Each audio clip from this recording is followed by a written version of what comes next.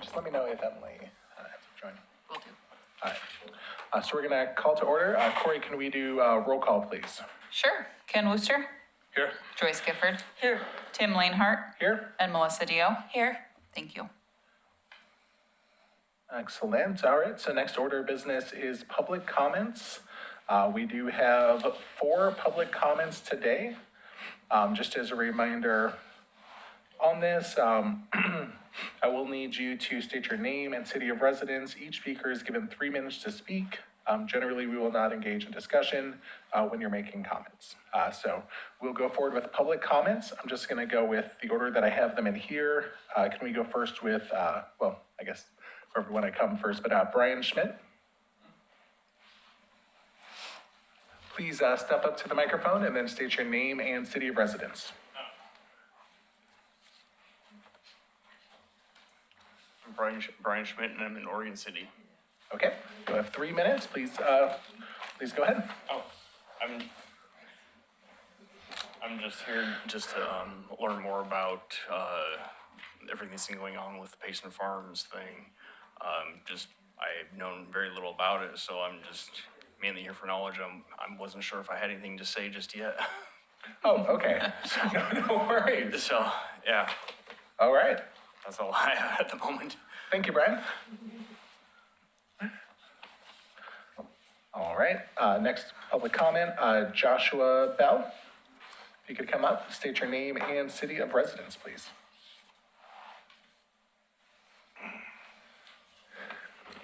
Hello, I'm Joshua Bell. I live in Oregon City. I live in the Payson Farms subdivision, which is off of,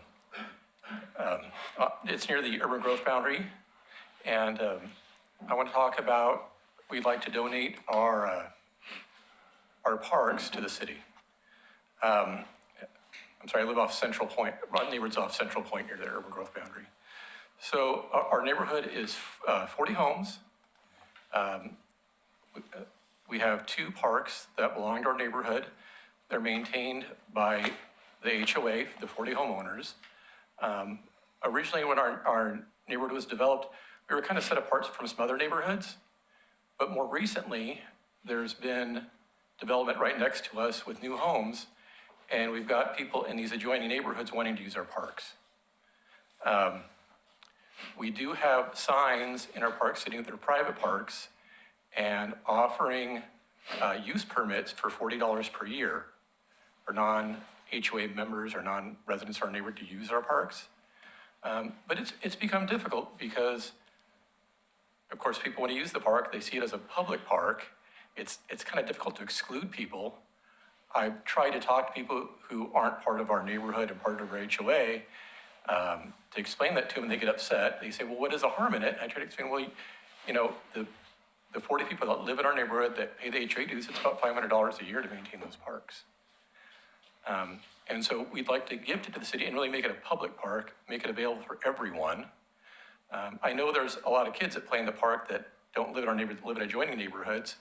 And honestly, I'd rather see these kids playing in the park than out in the streets.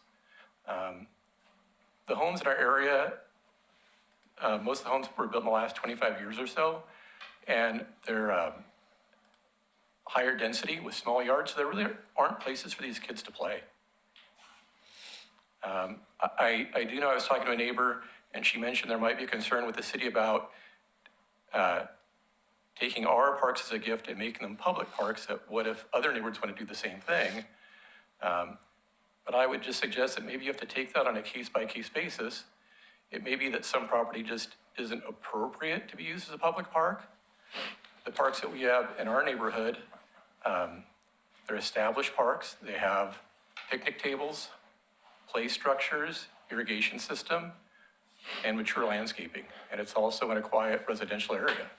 And I believe the only other nearby city park is on the other side of Central Point, which probably isn't the best for children. And so just in conclusion, I'm advocating for it to be taken over by the city and become a public park for public use. All right, thank you, Josh. Josh.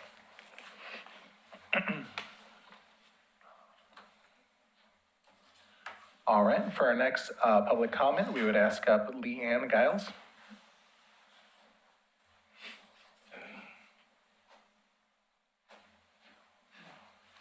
And please state your name and city of residence, please. Leanne Giles, Oregon City. Thank you. Payson Farms is my housing development that I live in. And like he just stated, you know, we have a very nice park and a lot of new houses that have been built around us. They also are going to build a townhome situation at the end of Payson Farms. I believe it's 26 homes that are going to be going in there, which are not going to be part of our HOA either. So there's going to be that much more kids in the area. Like he had stated, it's a very safe place to have that be a city park for the kids. It's fenced. There's a Christmas tree farm up the hill. They're not by a busy road. I mean, there's a pathway out to Central Point, but as far as being right next to a busy street, this park is not. But I did have a question on how does maintenance work? I mean, if the city takes over, how does they just take over everything, or is that? I'm gonna give that to Scott if that's okay. Go ahead. Well, you know, we depend on, without any decision being made at this point, and just for everybody's, just for everybody's awareness too, the way this works is that a process for the city to consider accepting this will go from this committee. If they decided to support it and recommend it forward or not, then the next step would be to go to the city commission. And so there's lots of conversations still to be had, but that is, the maintenance is part of the consideration. If we own the park, then we manage it, the city. I mean, that's just the basic kind of operational scenario, unless something unique was negotiated, which I don't know of any scenarios in our city that we don't maintain our own parks, so. Well, that's the nice thing with this park, if you guys took it over, is that it's already ready. The water's there, it's all maintained, it's been well taken care of, so you guys would just take over a piece of pie, you know, not have to go in there and excavate a whole bunch of stuff. It would already be taken care of, it's already ready to go, so, thank you. Thank you. All right, we've got one last public comment for today. It is Pat Ullman. And as before, please state your name and city of residence.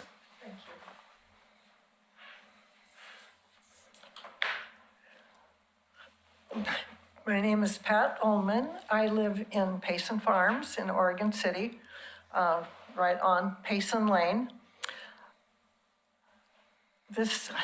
I would just like to offhand mention that down at the end of Payson Lane and White Lane, if any of you have been there, there's a beautiful 4-acre plat, which we would prefer that you just purchase and make into a park. Some great trees.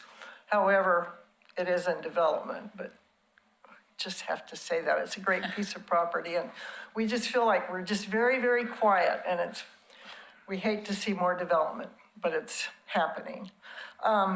You spoke last month that other HOAs, if you accept our park, that other HOAs want theirs set.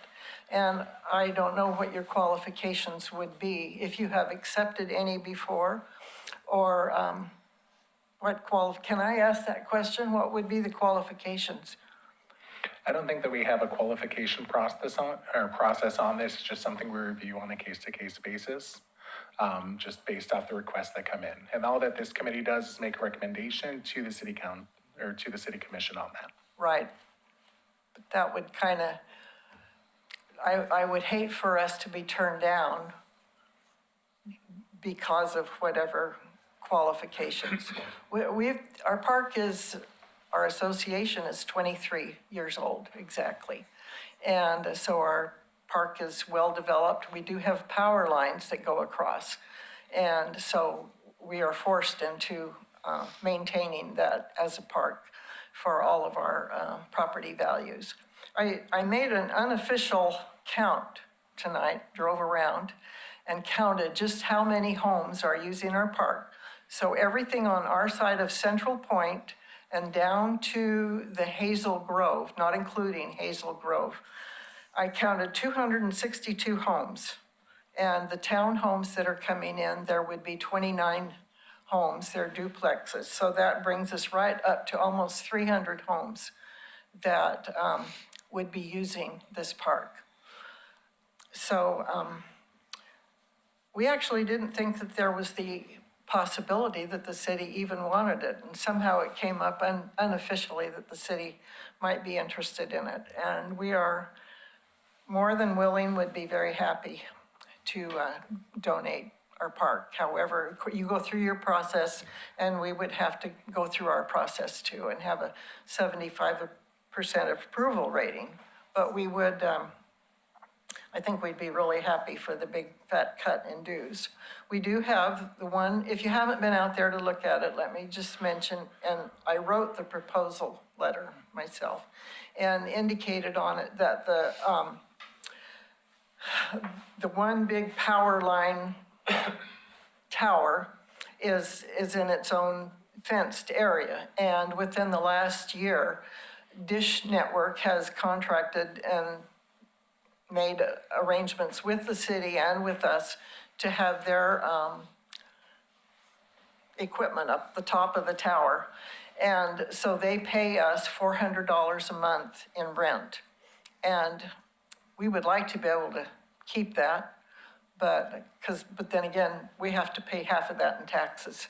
So, but anyway, and what we would like to see also, that if you do take the park, we have two walkways, one from the end of Payson Lane that feeds out to Central Point, and one that goes from Payson Lane to White Lane. And they are lined with arborvitae. And so that would be an issue whether the city would keep those up or whether that would be something that we would need to keep up. Have you all looked at that area, looked at our park? All right, do you have questions? I'm kind of unofficially representing the board tonight. And thank you for coming back this month. I know that you were here the last two as well. Thank So you. thank you. All right, so that'll end our public comments. Just so you know, we've got to go through our agenda. The Payson Farms topic will come up in just a moment, but we have to go through a few more motions here in a second. Next portion we have to go through is our approval of minutes for September 25th, 2025. Is there a motion? I make a motion to approve the minutes from the September 25th. I'll second that motion. Awesome. Corey, can we get a roll call, please? Ken Wooster. Yes. Joyce Gifford. Yes. Tim Lanehart. Yes. Melissa Dio. Yes. Emily Lisborg. Yes. Thank you. Excellent. So we have 5 on, so we can move towards general business. Now, the first thing we have is the Payson Farms HOA Park follow-up. So we had a few members who were gone last time. We do have 5 members with 1 online now to make a decision on this. Scott, would you mind taking this over here for those members who missed it? Sure. So the last couple of meetings, we've kind of teed this up and presented the information to the committee. I won't repeat all of that, but just give you a really high level, kind of a quick snapshot. Some time ago, last several months, we've been talking back and forth with this HOA. They presented a formal proposal letter to request that the city consider taking over this homeowner association owned park.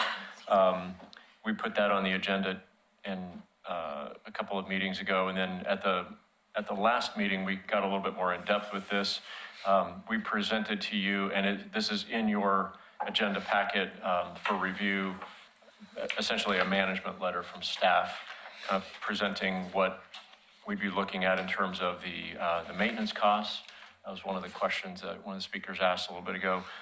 That is roughly a little under $10,000 a year is estimated, kind of just a base level maintenance. That's mostly just the staff time. There are other costs, so we it'd be more than that, but just the staff alone. And then we took a quick look at what we thought would be some kind of priorities in the near, not near term, but maybe the medium term, that we'd need to do some replacement and some upgrades to equipment and irrigation systems. And, that's in the 40 to 50,000 range. So just some kind of ballpark idea of like, there'd be a little bit of some consideration about some funding there.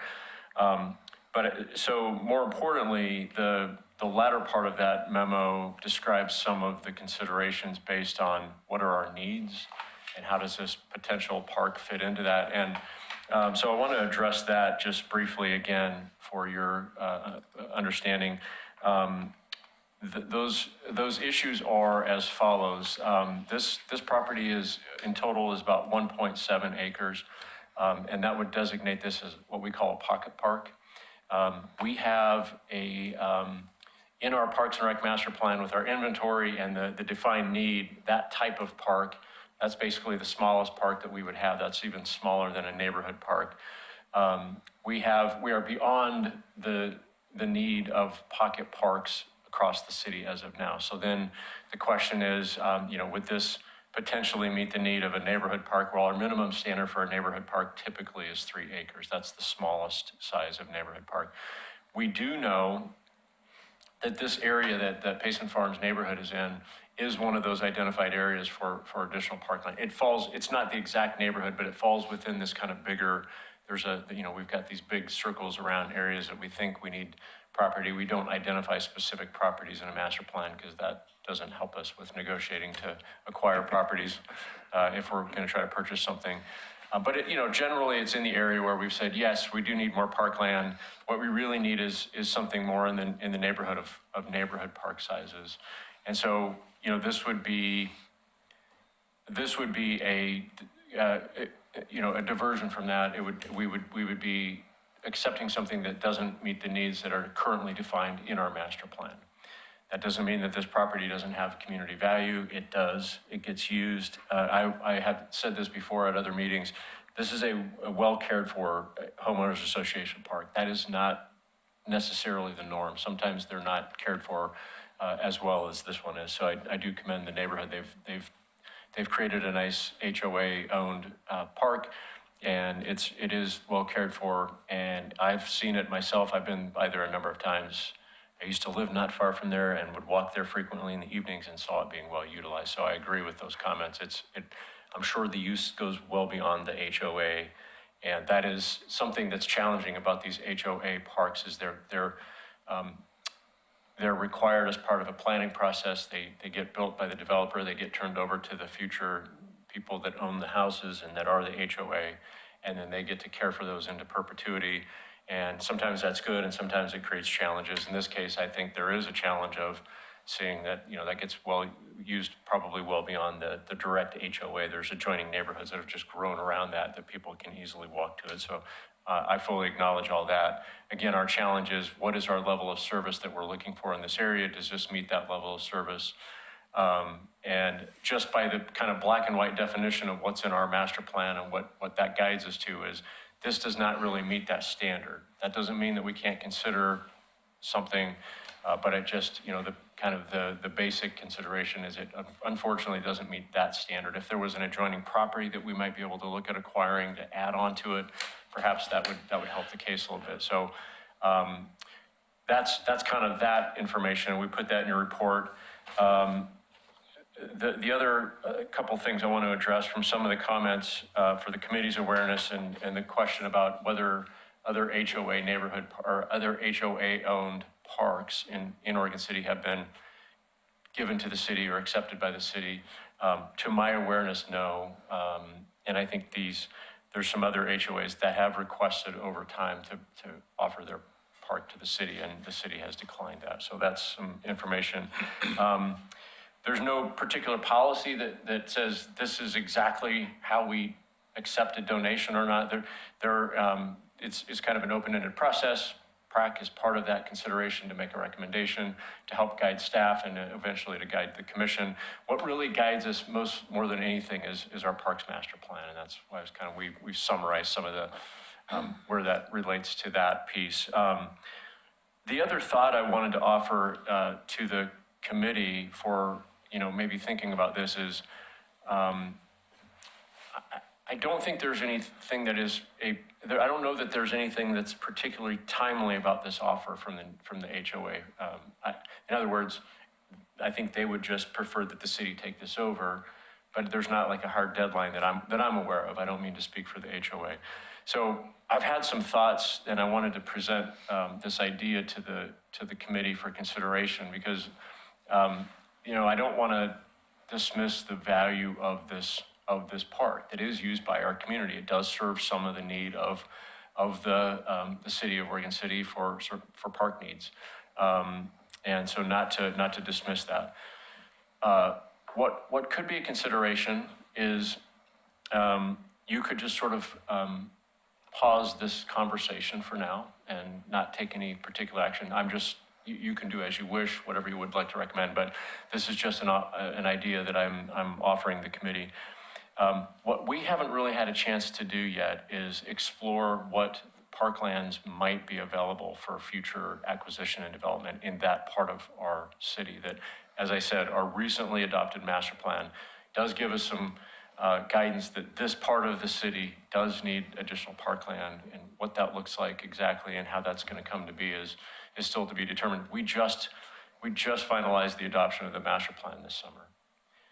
We've really not had even a chance. We're talking about the CIP right now with the committee, and that CIP will include future acquisitions and some of that type of thing. So I think part of what I'm challenged with as staff and trying to give you some advice or recommendation or some thoughts on this is that we really haven't had the opportunity yet to fully explore what is or isn't available.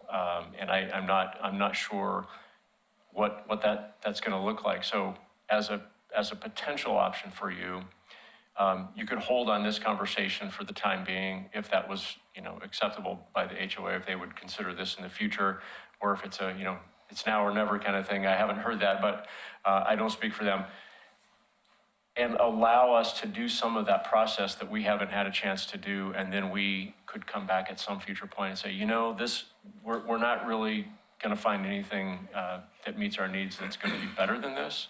And if that's still on the table, then perhaps it would be a better consideration for the city at that point in time. So just kind of thinking of, I hate to say this is, if this was a very, very poor choice and was not a well-maintained property and had no recreational value, I would tell you that, just very bluntly, but that isn't the case. But it just doesn't meet our standards right now. And so, does that fill some need in the future? I don't know, but we haven't had a chance to fully vet that yet, and that's going to take us some time to do that. So that's a possibility for your consideration. I think those are the questions that were asked, and that's kind of the re-summary for you to think about this, and happy to help you answer any other questions.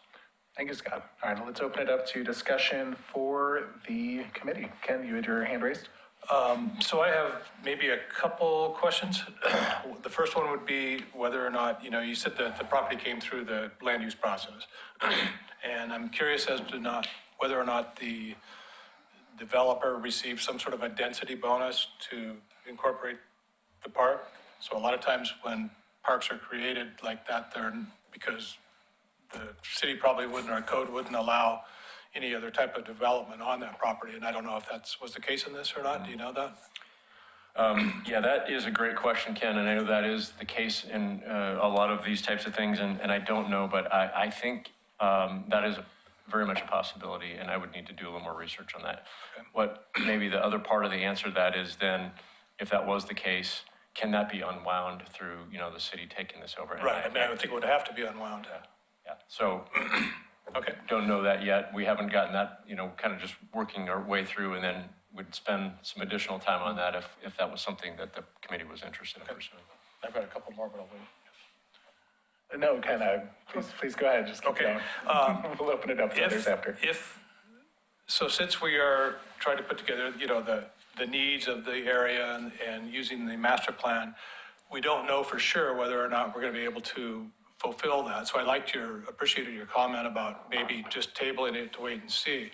But along with that would be, if we had to use that 1.73 acres as a neighborhood park, that might mean that we might need to add some improvements, to fit the other needs that would fall within that neighborhood park thing. So getting rid of it might not necessarily be your best friend, because we may need a skate park over there or something. So I wanted to just throw that out there, that once the city takes it and tries to meet the needs of the master plan, there are going to be other potential development issues within that park. So I just wanted to, just to be fair, that's exactly what we would probably look at if we can't find more property in that area. All right, keep it open for discussion. I have a question here. Joyce, go ahead. So on our plan here, you talked about, it mentions the needs, replacement of the play equipment and picnic tables and, you know, those additional costs. But what I don't see on there is anything for liability insurance, and how that's affected. So Well- this is just all maintenance stuff. Yeah, good question. All of our parks fall within the city's liability policy, and, you know, all the assets and property gets folded in. So if we owned it, it would become part of that bigger liability policy. And whether or not that would increase our cost is to be determined. We didn't put anything in there because it's just such an open-ended thing. You know, that gets reviewed every so often, and perhaps that could add to the cost. I just don't know the answer to that right now. So I'm just gonna do some general comments. So this is our third meeting that we have gone through this. I think we've heard a lot on both sides of it. We haven't heard or made a motion on anything yet. I mean, I can see exactly where the pros and cons of this weigh as. It puts on a burden on the neighborhood for the development that's there. No immediate park nearby. I think the nearest by one is Hazel Crest. I've been by twice, and it was very active both times I went. My daughter, the 5-year-old, was in the car, and she wanted to get out one time. I'm like, no, it's an HOA park. I'm going to be respectful, and as PRAC chair, not have you, go out there yourself. And it was very active, and it was beautiful. I was blown away by how well maintained it was, the sense of neighborhood that was there, and the positives that are there. And I see the negatives on the city side. I don't think it's a negative on we'd have to worry about other HOAs and setting a precedent, because we would do it case by case. But I can see the concern on if we accept that park, that it may limit us in accepting or building a bigger park in that area that would actually fill the need that's in that community and actually fill the master plan, which I've been working on for 4 years since I've been a part of this committee as well, to really try to get the needs of the community filled. But with how long some parks can take to get built, I just struggle with knowing how long of a process that can be for when that's set. So just open comment, kind of seeing both sides in this, the positives, the beauty of the park, the people having the need, but also the negatives of it would limit us in building something different that we could actually, use to fill the growing population that Oregon City has every single year. In that area, there's going to be a lot more development, I feel, because it's one of the few areas you can build in that's there. So that's just my open comment on it. So, talking about the master plan for parks and knowing that that area is going to be getting some more townhomes, it sounds like it's a booming area with kid activity. Are you starting to do work to look at acquiring land in that area, or do you have a timeline for when you might start looking to acquire land in that area? Yeah, still, I think that the answer to that is still kind of in process as far as determining what the timeline's going to look like. Again, part of that is, that's going to drive that is some of this discussion about our CIP that we're developing right now.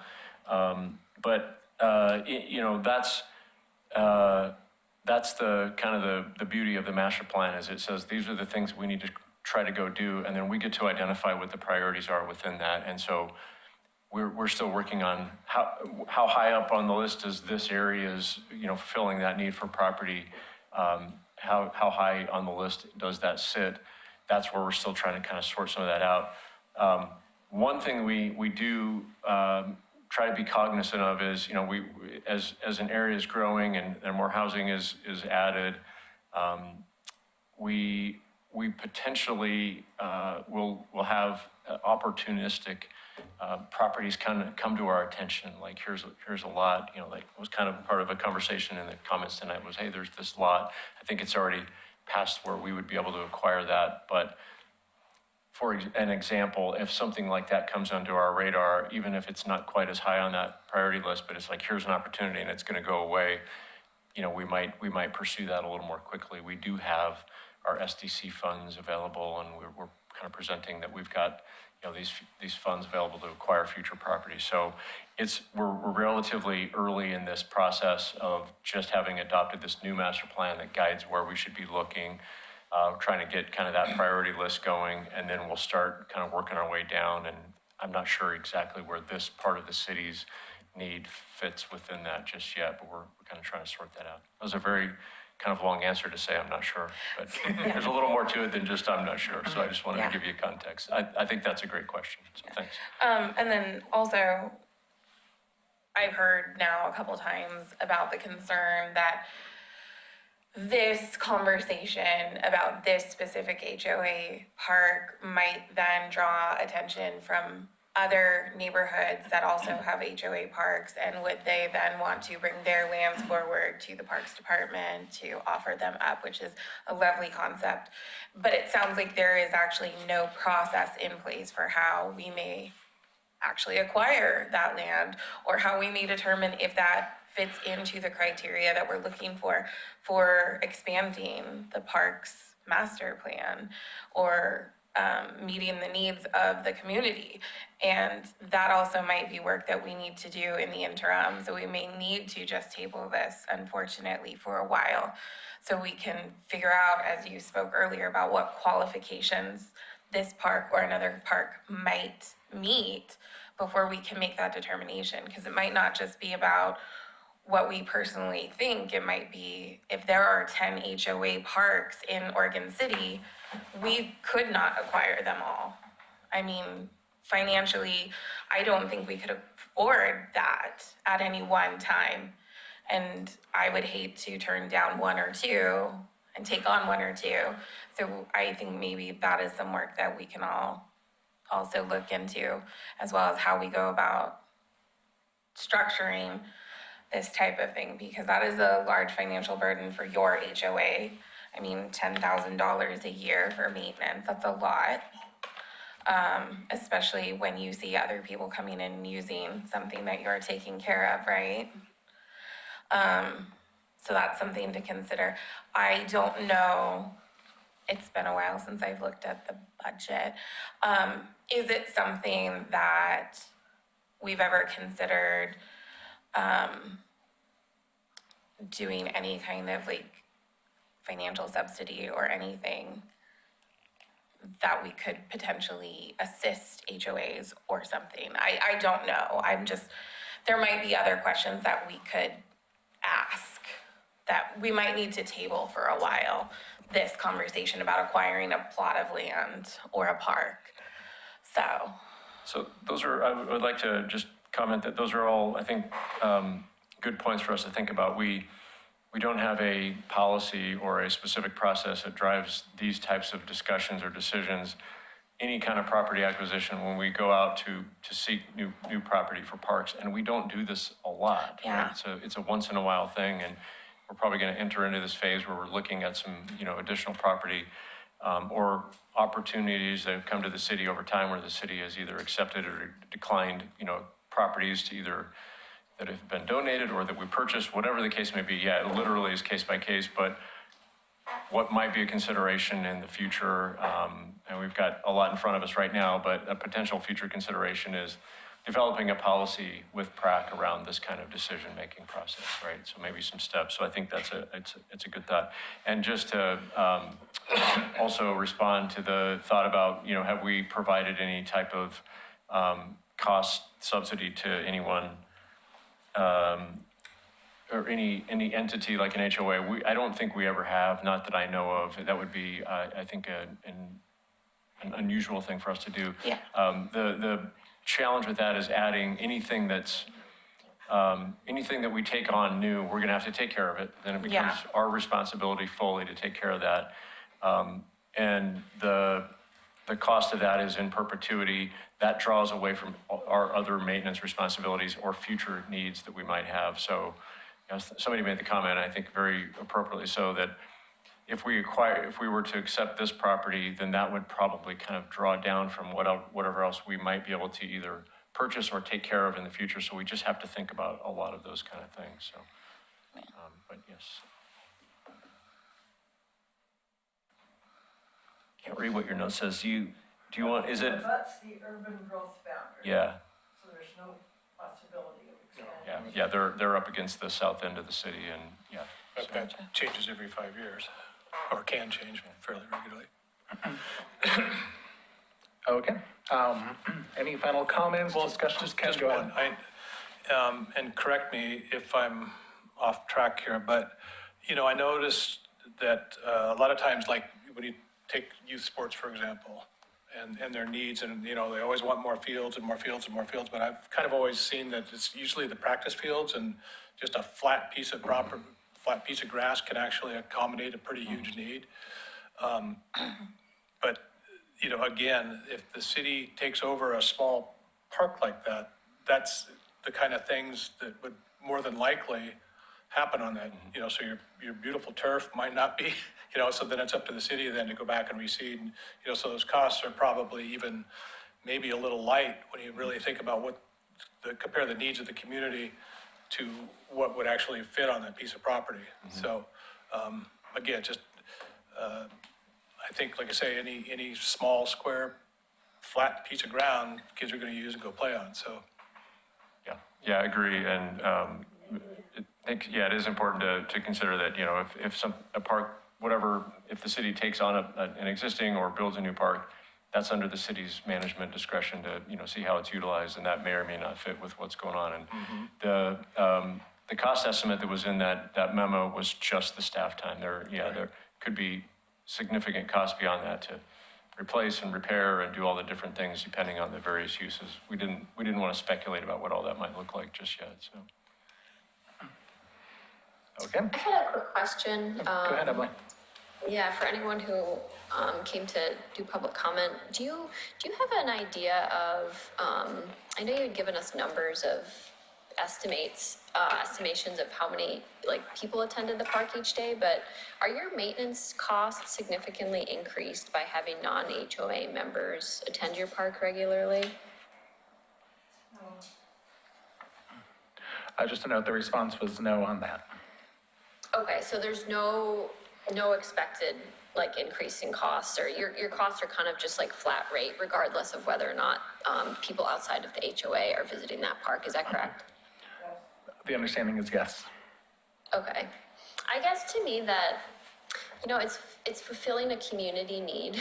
I guess I see, just to kind of reiterate what a couple folks have said already, the advantage of waiting for additional information on where parks in this neighborhood or nearby might serve an additional community need, especially considering that there aren't additional costs put onto the HOA for the public use of the park. It's nice that you allow the public. I think that's fantastic. But if there's not additional costs, I guess I'm just wondering what obligation the city of Oregon City would have then, even in terms of subsidizing that cost for public use. So yeah, thank you. That's I think relevant information. Thank you, Emily. So we can open it up if there's any final comments or if there's anybody from the committee who would like to make a motion on this topic.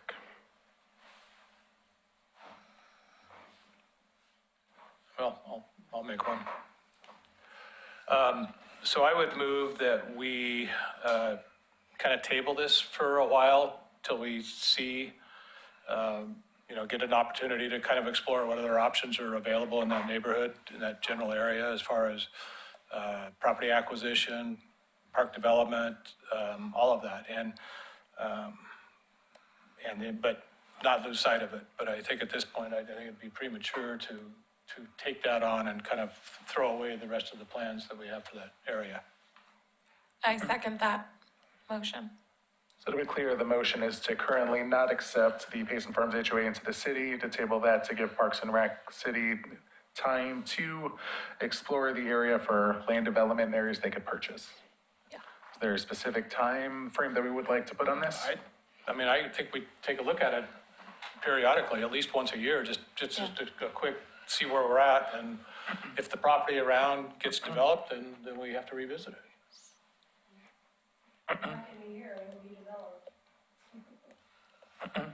Okay. I believe we have a motion I'll second that motion. and a seconded motion. Corey, can we get a roll call on that? Sure. Ken Wooster, Yes. Joyce Gifford, Yes. Tim Lanehart, Yes. Melissa Dio, Yes. and Emily Lisborg. Yes. Motion passes. Thank you. And thank you for that. Okay. All right, we're going to move to our next part of business. This is the Park CIP follow-up that we had from last time, where we talked about the improvement moving forward. So, Scott, I think we're going to go back to you on this one, and we can report. Thank you, Cass. Thank you all. Capital improvement plan. Yes, so we presented this last time just to begin what I think will be a process over the course of maybe a few meetings or as many as you think you need to take to help us put together a draft of a capital improvement plan. We are going to revisit that very briefly because some of you weren't here, and also there were some questions that were asked or some follow-up information that you asked us to bring back. Tom Kissinger is actually remote this evening and is going to tee up this conversation. But basically, we just want to continue this discussion and work towards what we're hoping is that PRAC helps us develop a CIP to kind of prioritize what we're looking for over the next 5 or 6 years. And so I think Tom's on there and gonna pull up a PowerPoint. Tom, do you want me to get that PowerPoint? Yeah, that'd be great. Okay. I think we should just have Tom up there talking. I think that would work perfectly for the Just a big floating head talking. man behind the mirror. It's all right. Oh, hold on. Let me share my screen While first. the PowerPoint is coming up, I'll just do kind of a summary of kind of the slides that we looked at last time, so we can really dive into kind of the meat and potatoes of the discussion tonight. Last time we discussed kind of just what is a capital improvement plan, what things go into it, how does it help us? We talked a little bit about sources of funding. We talked a lot about, kind of these different buckets of money that we use to fund capital projects. We talked about system development charges. We're all very familiar with that because of our work over the past year. We talked a little bit in detail about the metro local share, how much money is available, what can that be used for, what are some of the criteria for that. We talked about this potential new funding source that we're, just really early in the process of discussing, which would be this kind of idea of a parks utility fee. There are other funding sources as well, like a bond or a levy that could take the place of that. But for the purposes of this exercise, we're kind of looking at this utility fee option, pending some discussion with City Commission. We talked about grants and donations, the different options that are out there for us. Whether they're state, federal, or here local in the metro area. And then we talked about just general fund overall and how, the way our general fund is set up, it doesn't typically we don't have a lot of leeway to put towards capital improvement. So we tend to use most of the other sources to fill that gap. Then we talked a little bit about kind of, what we're looking at right now is a 6-year plan, which for us is 3 biennium budgets. So we're looking, right today, what is in our biennial budget. We reviewed the projects that are already on that list. We talked a little bit in detail about what those entail, some of their costs, and where we can match some of that budgeted funding with some grant opportunities. And then we started to look out into the next biennium, which would be fiscal year 2027 and onward. That's where we start to get into more, these are projects that would be nice to have. We probably need to start advocating for those in the community, maybe even doing some planning. One of the big ones that you'll see in fiscal year 27, 28 is, kind of that's the target for the first phase of Clackamas Park, which right now is really planned to be that kind of boat ramp component. And then looking at some metro local share opportunities, you'll see Atkinson Park redevelopment and ADA improvements on the list, and Old Kanema Park trail improvements. Both of those really fit with that bond criteria. And just a reminder that metro local share, that money needs to be kind of under contract by 2029 with Metro. So, we're kind of working through that right now with our first project, Wesley Lynn. We've got our second project, Hillendale, teed up to follow closely behind. And then we've got a list of projects in here that continue on. And once we get out into, 2028, 2029, this is where you could potentially start to see some alternative funding that's helping get some of these deferred maintenance items, This is where we've kind of targeted our first, large project under that new funding stream, whatever that is. And right now, that would be an infield turf installation at Wesley Lynn so that the two fields are both infield turf. Grant funding could also add improvements to the dugouts, to the picnic shelter, and that would be something we'd discuss with the community. This is also where you see phase 2 of Clackamas Park come in, which really, kind of focuses on, we're not sure what's going to end up happening with the RV park, but this phase really focuses on moving the RV park out of its current location and replacing that with the designed plan of a community space. And then looking out to the next biennium, which is 2029 through 2031, this is where we start to get into some, more proposed projects. We're looking at our deferred maintenance list. We're looking at things that are starting to age out to reach their kind of end of life. So just running through them quickly, Hillendale Playground replacements, the lower shelter at Rivercrest. The Rivercrest Spray Park replacement is coming up on, I think it's almost 20 years, if not 20 years this year. So, that's going to be out there kind of at end of life, and we're starting to run into the issue of not being able to find parts for it. And then Clackamas Park Phase 3. So really, this would be your kind of like big park amenities, your sports courts, your skate park, playground, and your furnishings. Just a quick reminder on costs. We'll jump to the next page. This is in your spreadsheet that we reviewed last time, and if you don't have a copy of that, let us know and we can send that to you. But overall project costs that we're estimating right now is $13.2 million, and you see that about $6.2 million of that is in city funds, which does include this potential new funding source of about $1.6 million if that moves forward. And then there's about $6.9 million in outside funding, which is a combination of Metro local share and state and federal grants. So I'm going to skip a slide and go to slide 11 to kind of discuss some of the questions that we had. There's a project distribution map that's out there, Corey, if you have that one. Or it might be on a different version of this that's out there in the October folder. Oh, this is the, let's see what we can find. And I can share it on my screen. I have it here.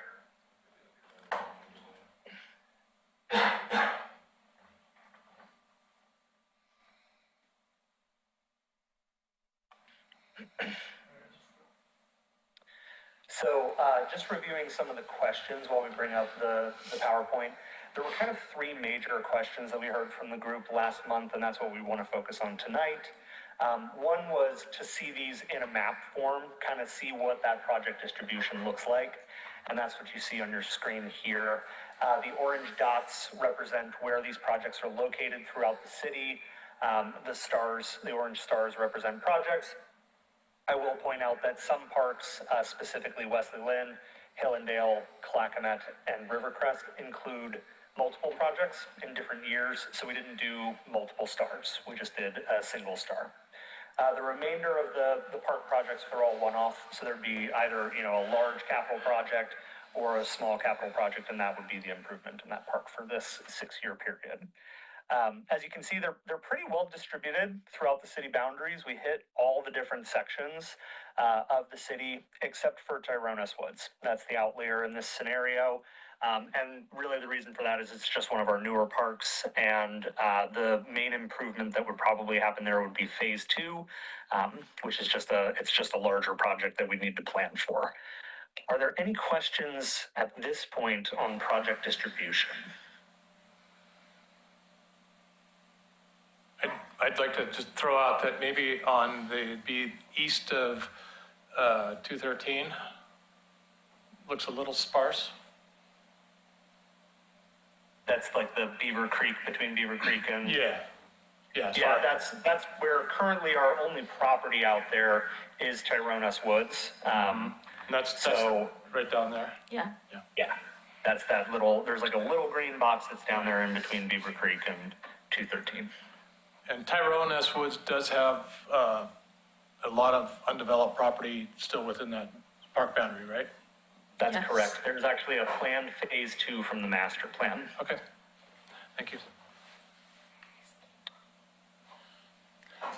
Any other questions here? Are there any, as you can see, it's pretty well distributed. There are some areas, there's kind of like DC Lotterette, Barclay, that kind of area where there's maybe a gap in some improvements, but overall, it's pretty well spread out. I mean, any thoughts or concerns with this distribution?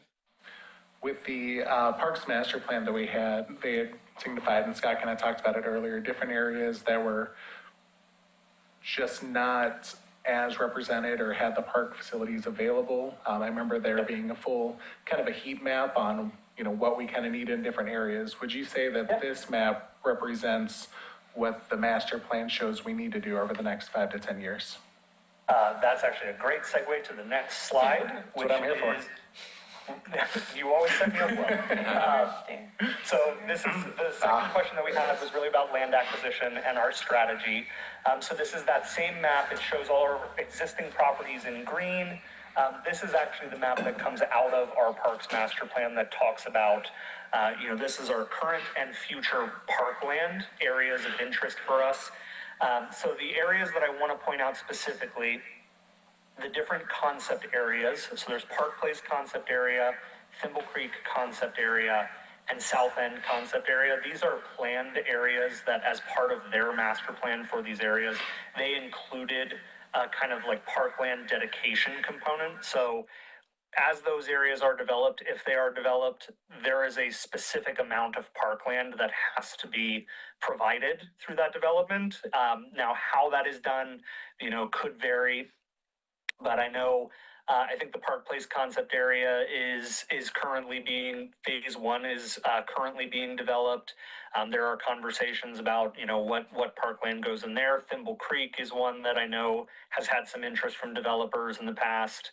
I'm not too sure about South End. I haven't heard anything about that one in a while, but each one of these has a specific master plan that says, you need X amount of parkland in this area. So those are areas that we anticipate as development happens, we will see an increase in parkland in that area. And then the two red circles are the areas that were identified through our Parks Master Plan with the different heat maps as lacking in some sort of parkland. And that's really in neighborhood parks.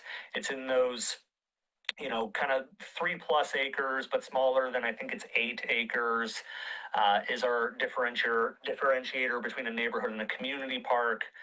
So you can see the Partlow Road area is really, it's kind of centrally located there at the intersection of Central Point and Partlow Road. You can kind of see just even on this map, that's an area that doesn't have any green space in it currently within that circle. And then the other area is kind of to Ken's earlier point is this Myers Road Caulfield area, which spans kind of, the west side of 213 all the way over to Beaver Creek, that it's just another area where there's a big lack of that green space that we see there. So those are the areas that were identified in the Parks Master Plan and some of the planning concepts that are out there currently. Our strategy for acquisition, and this plays a little bit into, I think, our discussion from earlier, is, we monitor land for sale in the UGB. Just from my own kind of use, I go out and I'm looking at different websites occasionally to see what's available, to see kind of what's opportunistic. There's also situations where we're contacted by the public. This piece of property, are you interested? And we evaluate those on a case-by-case basis. When appropriate properties become available, that's where we really have that opportunistic option to quickly move to acquire. SDCs and grant funding can be used for acquisition.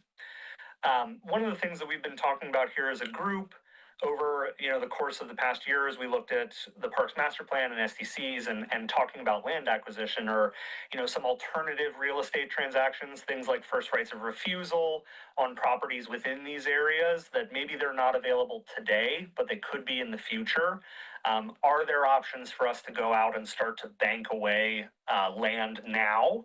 And that's also possible even in the urban growth boundary in some of these areas where, we think the city is going to continue to develop in that. The South End is really one of those that I think about a lot. And then our other option, our last strategy, particularly in those planned development units like Thimble Creek Park Place and South End, is to work with those development communities as they're developed, and get in there early and discuss these things often to make sure that the parkland isn't an afterthought. Typically in developments, they've got to sell houses. They want the land that's, the most valuable land is going to try to go to houses, and sometimes parks can end up with land that's not easily developable from our perspective. So we want to make sure that we're in there early, make sure that parkland is appropriately sized, and make sure that it is developable for our needs. Any questions here on land acquisition? Go ahead, Ken. Does the city have a policy of staying within the UGB for property acquisition? I mean, so I guess, obviously cheap property is a little bit more available and probably a little bit less expensive outside. If you kind of think 20 years from now, is that boundary going to grow? And the answer is probably yes. So is there anything that precludes us from kind of looking outside, even right on the edge of the UGB for property? I'm not aware of a policy that would preclude us from doing that, and that's certainly something, I think in some of these areas where we've seen kind of rapid development and would continue to expect that would make a ton of sense for us, especially if it's, if the urban growth boundary is here and there's a 10-acre property right on the other side and it's available, that's probably a transaction that we'd be interested in looking at. And I'll just tag onto that and support what Tom said. There really is no policy that says we cannot do that. It's, just have to consider that within, the process of, does this make sense for us or not? Right. Yeah. I know that sometimes maybe extending services, so you might not be able to develop the park right away. Right. Because it's outside the UGB, but Absolutely. if it just sits there, it's, It good can place for very- dogs. Yep, it could be a very positive strategy in certain places where we know that we're likely to grow, yeah. Thank you. Yeah, there's nothing that says the city can't own property outside its limits. I think there are some cases of that, not necessarily in parks, but in other parts of the city operation. But, yeah, it's just a consideration that we could Yeah, the we could water have. treatment plant. Yep, yeah, exactly. Okay, thank you. All right, any other questions here on land acquisition? If I just add one thing real quick here, Tom. Again, I guess the HOA folks are not here anymore, but that circle on the left side where it's kind of circling Central Point is what we were referring to, that this area generally is within a targeted, one of the targeted priority areas of us to think about. I think that circle, if you looked at it, that HOA park doesn't quite fall within that, I don't believe, but it's close. But the idea though was conceptually, it's kind of within that realm of, this is sort of the area where we need to be looking, but, that's what we were referring to. And I didn't want to get too far down that rabbit hole in that conversation, but to say that it's definitely something we're looking at, and how that HOA park does or doesn't tie into that conversation. But we need to first have the option to really evaluate what is or is not available to us in that area. And it's going to be important that we do that. So. Absolutely. Yeah. Awesome. If there's no further questions, we'll go on. The last question that we had last time was about, how this aligns with our master plan priorities. We've all worked on this master plan for many, many years. One of the big things that came out of that was this survey that you see that identifies these top priorities for investment for facility and amenities based on a priority investment rating. So the survey itself is on the left of your screen there, and you can see going down from the very top in multi-use paved trails at a high priority, all the way down to a BMX park pump track as a low priority in this survey. There's a wide variety of different things that are included in this, of a variety of different types of amenities or facilities that are included. But the top 10 items, which are those high priority items, multi-use paved and unpaved trails, water access, an outdoor amphitheater of some type, indoor walking, jogging track, large community parks, open space and conservation areas, fenced dog park, and small neighborhood parks. So just thinking about, the list so far as what we've seen, We're hitting pretty much every single one of these except that indoor walking and jogging track. We've got some trail projects that are both paved and unpaved. We've got some water access components down at Clackamas Park, both motorized, non-motorized boating, and just pedestrian access to the water. There's the, concept or idea of Clackamas Park being more of a, multi-use community space that could be rented, which could kind of serve as that outdoor amphitheater need. We're also in the process of looking at, the conceptual plan for End of the Oregon Trail. What are we doing at that site? Is there any opportunities to expand, events at that site? Large community parks, Clackamas is really our big one there. And then mostly what we're doing within this plan is taking care of our existing community parks. Again, if an opportunity presented itself for the acquisition of a large community park, we would definitely jump on that. Open space and conservation areas, a lot of these projects, because they're funded through Metro local share dollars, that's a huge component of that funding. So there's a lot of things that are focused on these conservation areas, making sure that people can safely access them and doing restoration where needed and possible. Fenced Dog Park, the big one on this list is the Wesley Lynn Dog Park, which is moving forward. So far we've got our application in to Metro. We've had some refinements to that application, and we're just waiting on a signed agreement to finalize that. And then small neighborhood parks, again, most of the projects that you'll see in here are not the acquisition of new small neighborhood parks, but they are maintaining our neighborhood parks. Any questions on project priorities? I have a question. And so I remember when this list came out, because I came to the meeting, and it was really funny because my husband and I were like the only people here that were under 60. And I brought up the question then, and I'm going to bring up the question now. Looking at this list, I have a child who's 10. At the time, she was much younger. But I'm looking and I'm like, I see diamond sports fields, outdoor rectangular sports fields, skateboard parks, things that are like children's kind of activities, youth sports, and they're so low on the list that I wonder who this survey went out to, because I don't see anyone that I know represented on the top choices or like the top priorities. And so I'm looking at this, and everyone that I have talked to would be like, these priorities that are listed as low priorities, they would say these are our top priorities for our lifestyles right now. And so I was confused when this initially came out. To see it again, it's just kind of funny because it's just a few years later, and I'm just like, oh yeah, I remember this.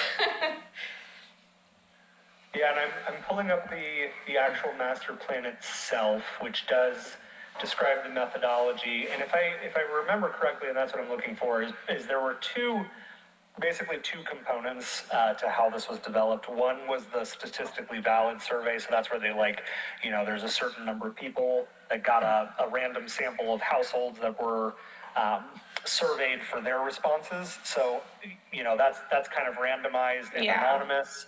And then there was also a community survey, which was just more of a survey monkey. And there were some differences, and that's where I want to find them and try to point them out. I remember this pretty well too, because I remember sending this to so many people to do the survey because I wanted a lot of young families in there. Right. And I remember I was very new in PRAC when the survey went out, but I had to send it out to like 100 to 200 people because they had to have a minimum amount. Well, and at the time, my husband and I were not homeowners, so we didn't get like a homeowner survey, and I don't remember seeing anything saying like, do the survey for your community parks. Yeah. So that might have been my mistake too. To your specific point, and Corey, maybe I can share for a sec. I've got to screen sharing. I can just describe it here. It's on page 62 of the adopted master plan. And if you don't have a copy, let us know and we can send that to you. But basically on one side, it shows what the statistically valid survey said. And on the other side, it says what the online community survey said for the top 5. The top 5 in the online community survey, number 1 was an indoor aquatic center. Number 2 was a boat launch. Number 3 was a fenced dog park. Number 4 was diamond sports fields, and number 5 was skate parks. Yeah, so that's wildly different. I mean, Yeah, for so there is top a five. difference between the two. Okay. And that is, we did include an improvement to a diamond sports field Yeah. in capital improvement plan. Clackamas Park has a skate park improvement and actually expansion, for that parks master plan. So we're kind of bridging Yeah. the gap, I think, a little bit on the top 5. Yeah.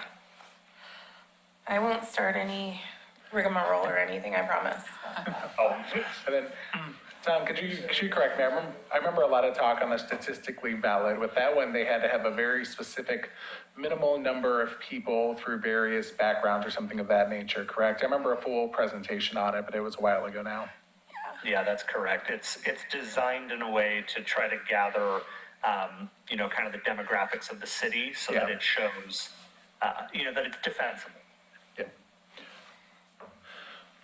Go ahead. I think I would just add that when we were going through that, we kind of noted that there wasn't a huge response in the online community Yeah. survey. It was really pretty light. So, 100, there was nothing that got over 200 people to respond. And, so you're talking about 100 to 200 people that might have.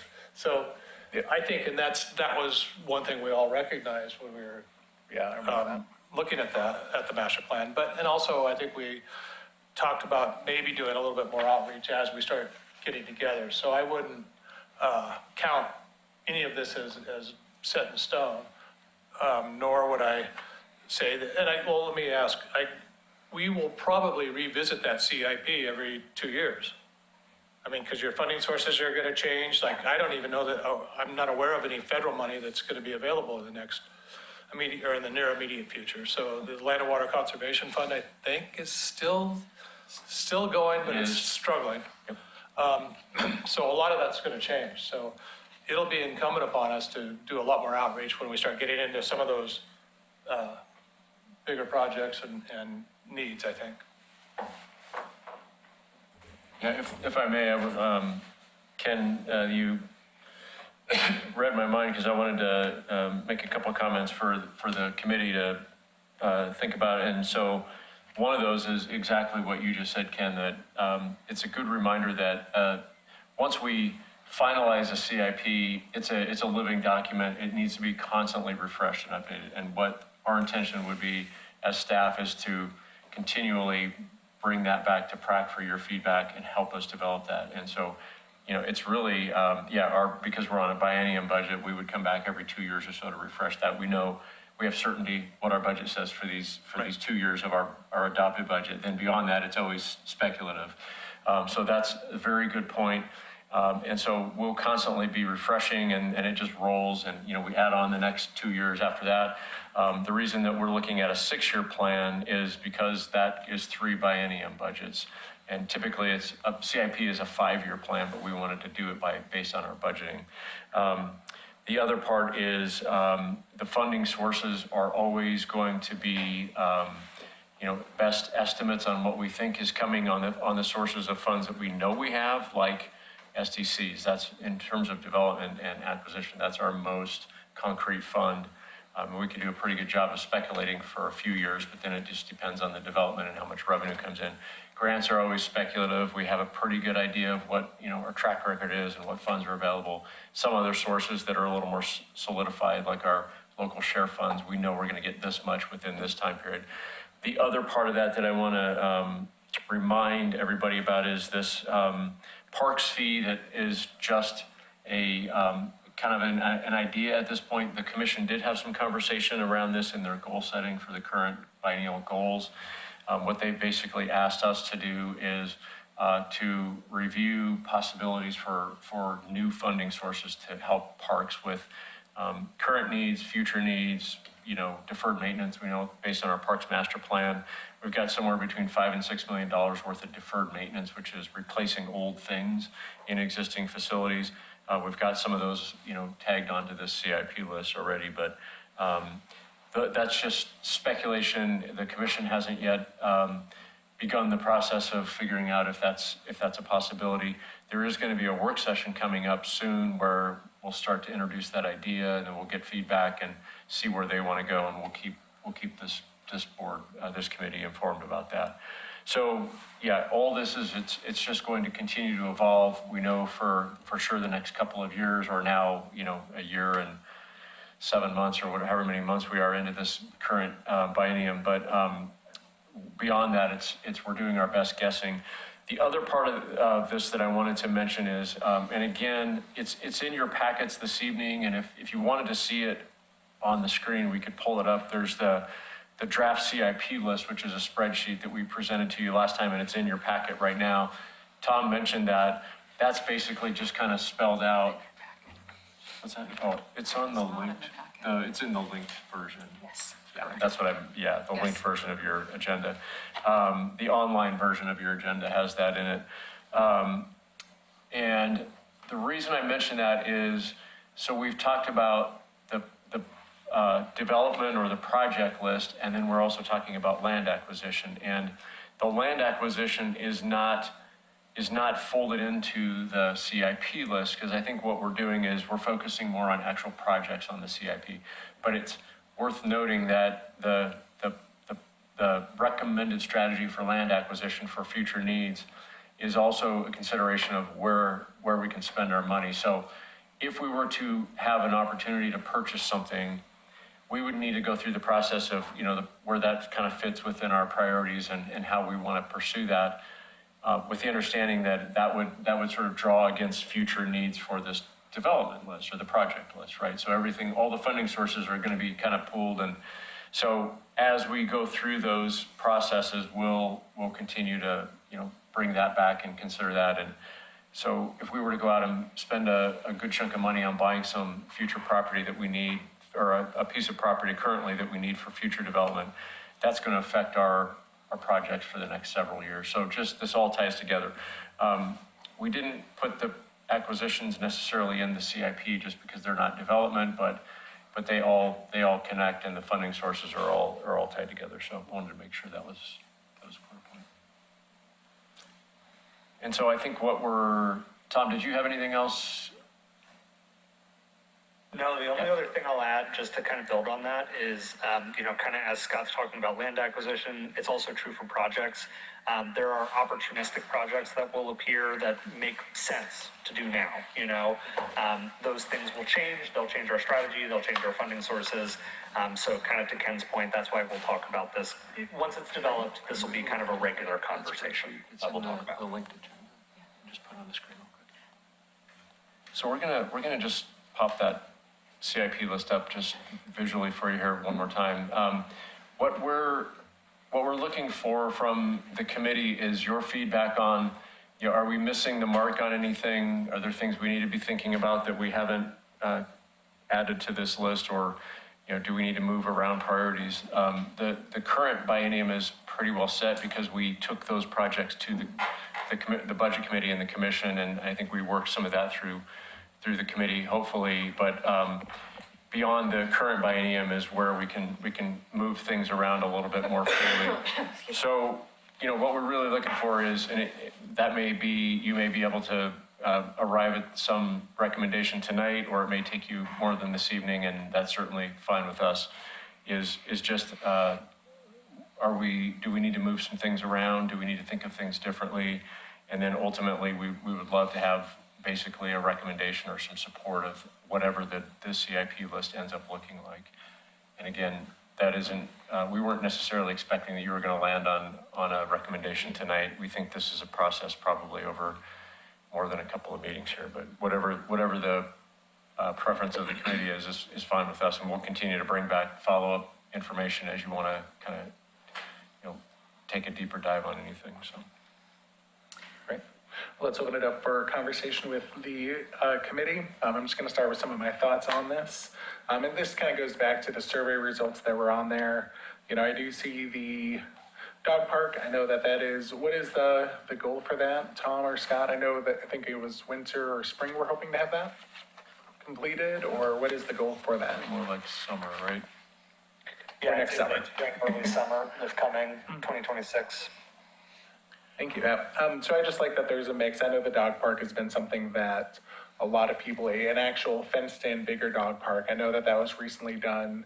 I can't think of the name of the park, but the one out near the Beaver Creek area that's there. I like that the Singer Creek Annex Trail development is in there, because the common things that I remember hearing from the public when we did those surveys were more trails, updated playground equipment that we had, and then dog parks. And those are just, and pickleball, but we're not gonna bring up pickleball right here.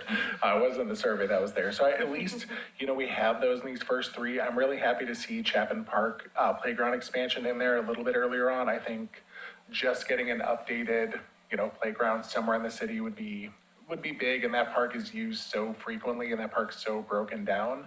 I really like seeing that there. So my focus right now is just in the first 2 years. I have minor things with like 2028, 2029, but I don't think that there's enough urgency that we need to talk about it now. I think we're hitting all the things that the community's looking for in the next 2 years, with the knowledge that land acquisition is also not a part of this, but can be when we need it.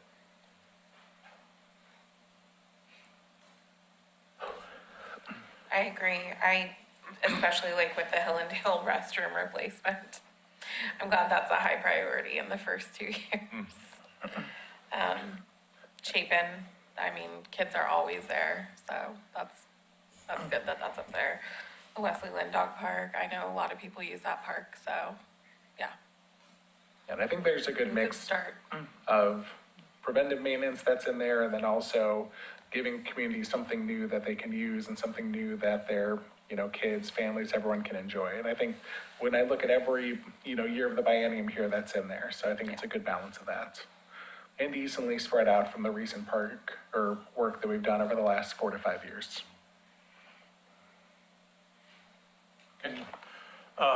Yeah, I think it's a good start as well. I kind of note that most of these projects are not probably going to be SDC eligible, so that means that you're setting aside SDCs and things for acquisition, I guess is my assumption, which I think is a good plan. I did have a question about the Chapin Park playground expansion. Is that a replacement or expansion? I would say it's both. Combo of both. Yeah, we're going to replace the existing, but it's going to be bigger and bigger and better. Okay, good. And a part of that project too is located in a way that doesn't get flooded out as much. Right, 'Cause right. We're in a A swale. little bit of a right now. hole there. And wasn't it because the main play structure there is also, you're having difficulty getting replacement parts? Yeah, it's It's just aging out? Yeah, correct. It's aged out. Are you pretty confident in the Metro local share funding of the dog park at Wesley Lynn? Yeah, we've just recently confirmed that. In fact, That there's it's going to be eligible? Yeah, we've just Tom, help me out here, but I think we just about or have signed off on the kind of the final grade. Even though we get a direct allocation, we still have to sort of do a grant agreement with each project, Right. and Metro has to approve that, and we did some back and forth with which parts of that project were eligible for that or not, and we just got that figured out, so I think we're pretty good to go. That's good. I mean, Metro's not noted for their dog-friendly approach to things. There were some parts of the development that they didn't support. Yeah. But there were parts that they did, and we patched that together with other existing funds that we could use, so we made it work, yeah. Great. Is there any other comment on, or Joyce, go ahead. So the dog park at Hellendale, is not part of this thing that Metro has where they're asking people to go online and vote for, Metro has Yeah, it's the a community project choice. that the community. That's a separate process. That's a whole separate thing. Okay, so I'll mention that later then. If I can, That's actually a really good point, Joyce, is that, so there is the community choice thing, and I'm, we can talk a little bit more about that if the group wants. Because we don't know what projects will be selected, none of those options are listed in here. But when we were looking at some of these options and their viability, the ones that the community came up with, we specifically tried to help match some of those to these projects so they could end up being extra funding. So like, I think actually Chapin Park Playground is one of the ones that's out there. So that could actually boost our bank, if that happens in time. And I know Atkinson Park is on that list too. That's correct, yep. And I said a little bit ago, we were gonna pull up that spreadsheet, but we're having some issues with being able to do that. I apologize. So I don't know if- Needs to be through. And we could, if you wanna take some kind of formal action on this list, we could bring that back to you again at the next meeting. Is it this list that's like broken down by year? Yeah, it just has it kind of, yes, that's correct. It just, the spreadsheet has some actual funds and funding sources. I think we've got that on what you're talking about as well, Tim, but. And Emily, were you gonna say something there? Sorry, I thought I heard you cut through for a second. Oh, no, just to echo what Tom said, that, the Joyce, that they're just different projects, because I recently saw that Metro link as well, where you could kind of rank, for anyone who hasn't checked that out, that's a really cool kind of like public input process. You can just Google it. I think I got an email about it if you're on the Metro newsletter, but basically you get a really big list of projects, of potential projects all over Clackamas County, so not just in Oregon City, and you can rank them. And I can't remember how many you can choose, but I want to say it's like between 8 and 10 maybe. And then, it's a cool process, and all the projects look really, really great. A lot of them in Oregon City. Funding by Survey Monkey. Sorry. No, it's okay. So if I'm understanding it right, the options we would have would be to table this for a few months, or we can make a motion to recommend the CIP with the knowledge that it will be reviewed on a biennium basis or as needed with new projects, correct? I think that's a good way to frame that. Part of the process here is, this is going to be preliminary. We still have some things to work through. So one of the decision points that's going to affect this is whether or not the commission decides they want to pursue a parks fee of some sort. That, as I was saying, they're just about to begin having some of those conversations here in the next couple of months or so. So everything is going to be kind of contingent upon that. So any recommendation from this committee right now would have to just sort of be held until the commission has those discussions. So we could wait for that and then bring this back to you with a little more solid knowledge of where the commission wants to go or not, because that certainly might impact some of the funding that we've got projected on here. Again, some of this is speculative at this point. There's no specific timing right now with this. There's no, we're not in a hurry about it, but we wanted to get the process going to get a CIP in place. But we've got we've got this current biennium pretty well spelled out.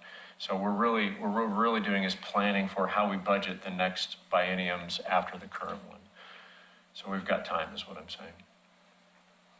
Okay. So it'd be making a motion to hold conversations until decisions are made about SDCs.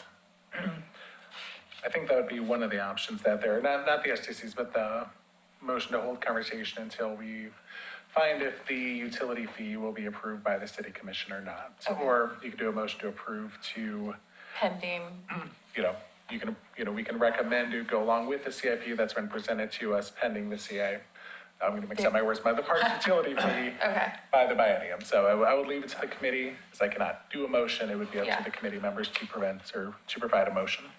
Can we simplify it a little bit, just say approve it in concept and then pending more financial analysis? However you'd want to phrase that. I'm just not comfortable throwing out the utility fee.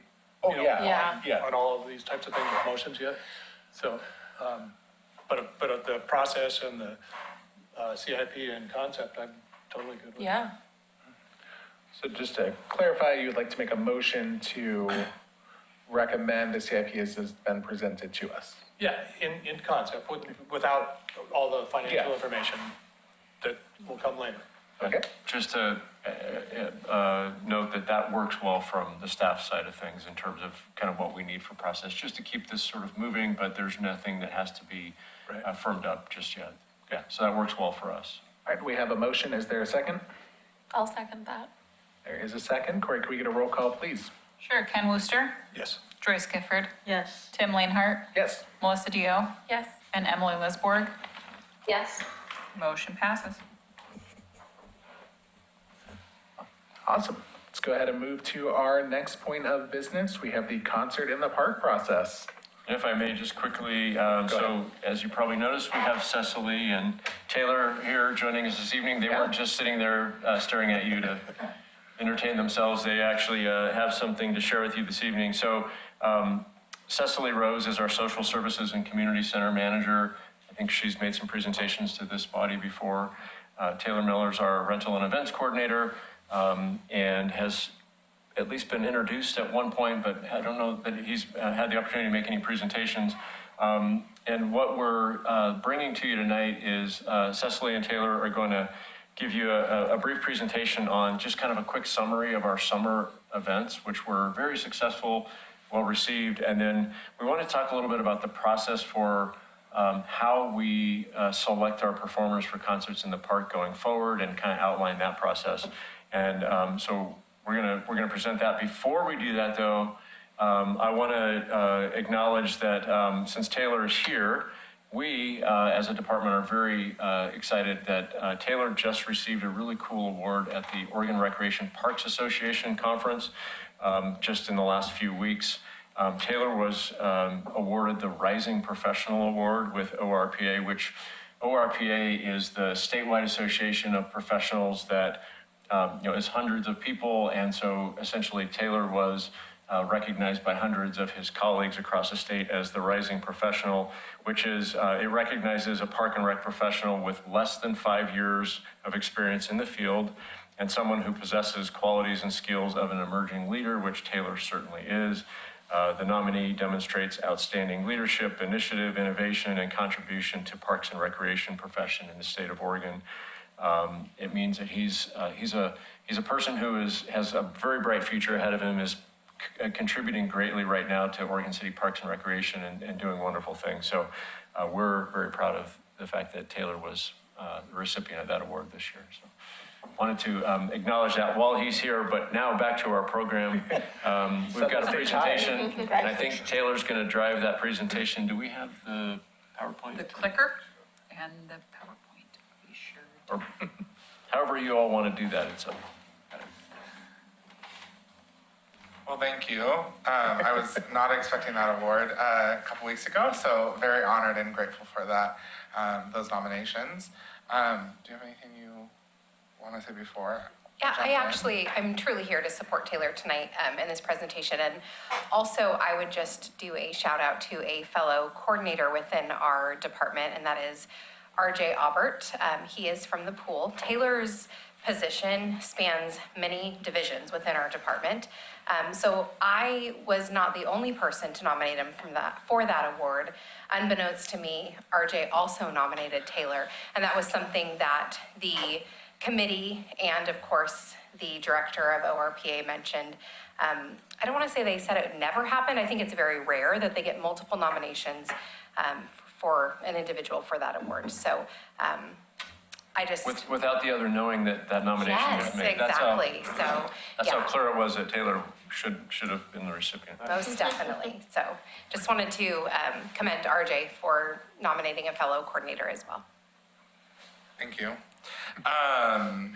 We'll jump into this presentation. I will say that this presentation that I'm going to be giving and all of the success is not possible without support of people like Cecily and other people within the Parks and Rec department that help make the things I do happen on a day-to-day basis.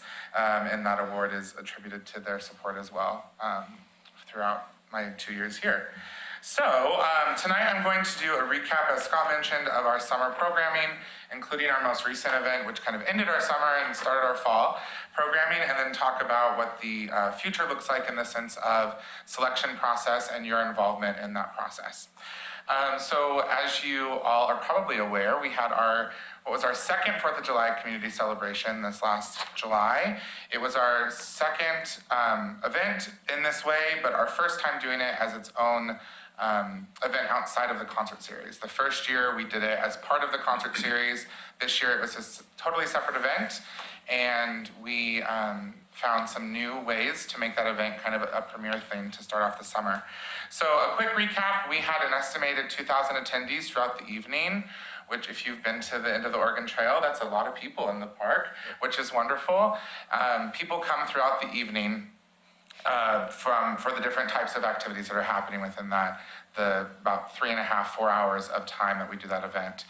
So 2 live entertainment stages, people were coming for one of the bands, maybe leaving, other people coming from the second band. So that estimate kind of comes based on the fact that people are coming and going. 2 live entertainment stages, which had 2 separate bands, which we were excited to have. We introduced our new kids zone, which I'll talk about as well with the concerts, food vendors, and then continued our partnership with OC Brewing Company, which has been something we started last year and has been very successful for not only our event overall, but for them as a local business.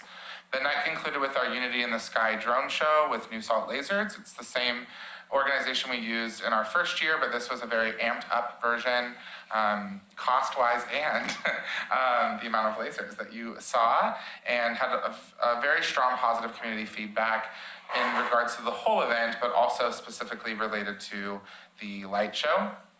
And I wanted to also point out the strong kind of cross-department collaboration that we had. We've always had that in our events, but I feel like this year we've really worked hard to put a big emphasis on how we are kind of cross-populating with each other in departments, from the police department to parks maintenance to facilities. It's really wonderful to see all of these departments come together for one large event. And that was not just part of 4th of July, that continues into the other events that we're holding as well throughout the summer. And this clicker doesn't want to work right now. I'll try. Thank you. Just some photos for your eyes if you were not at the event from 4th of July this year. Another partnership we've continued this year is with the VFW, doing our flag salute that is part of the patriotic presentation we do leading up to the laser light show. You can see how large the crowd was as well in there. The next large event, as you all know, is Concerts in the Park, with 6 Thursday events. We had about an average of 1,200 to 2,000 guests per concert. Those numbers are similar to last year.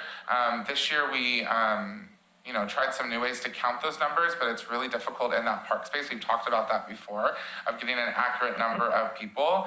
And so that is kind of an average between those 6 events. And it fluctuates obviously based on weather, band, all of those different aspects. The Kids Zone, I wanted to point out, sponsorship by Floyd Family Orthodontics. That was something new this year. As mentioned, I think the last time I was here, I really spent last summer, my first summer with the city, just shadowing and seeing what was working for the events, maybe what needed improvements, what changes could happen. And one of the big pieces was there was not a lot for families to do at these events.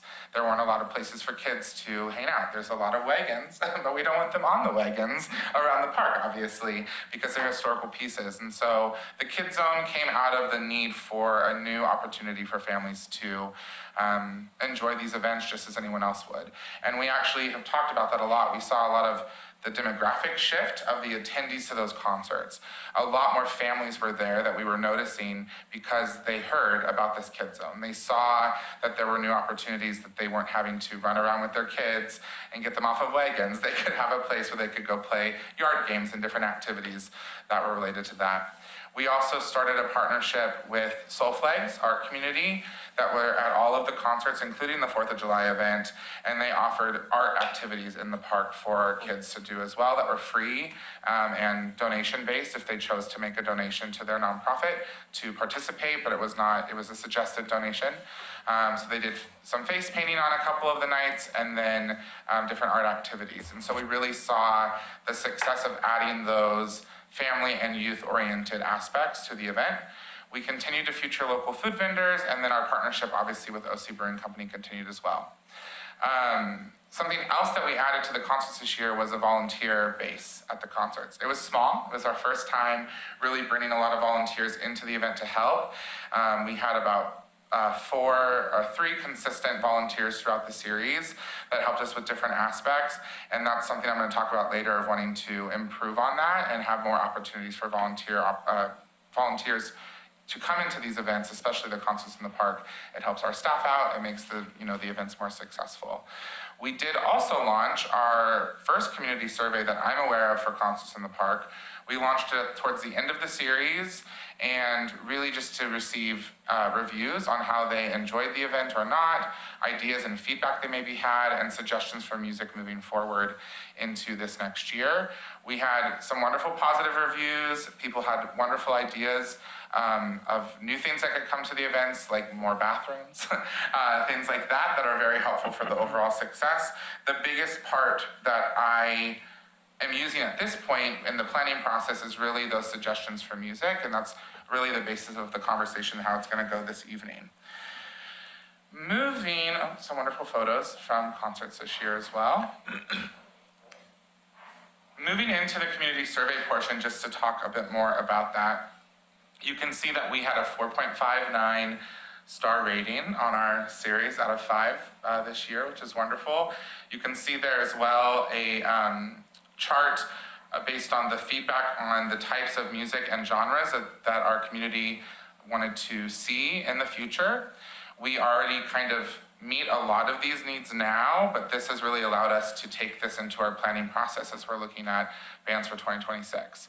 We had a lot of feedback around the strong appreciation for the family-friendly atmosphere, so that shows us the success there. Mentioned the bathrooms, and then some ideas on additional food vendors, just to add in some other cultural options, or just expand the food options throughout that 6 series. When you have people coming to every week, having different variety is important to some people, and so we heard some of that in the survey as well that we can take into consideration while planning. And positive feedback again from our partnership with OC Brewing and the band selection overall.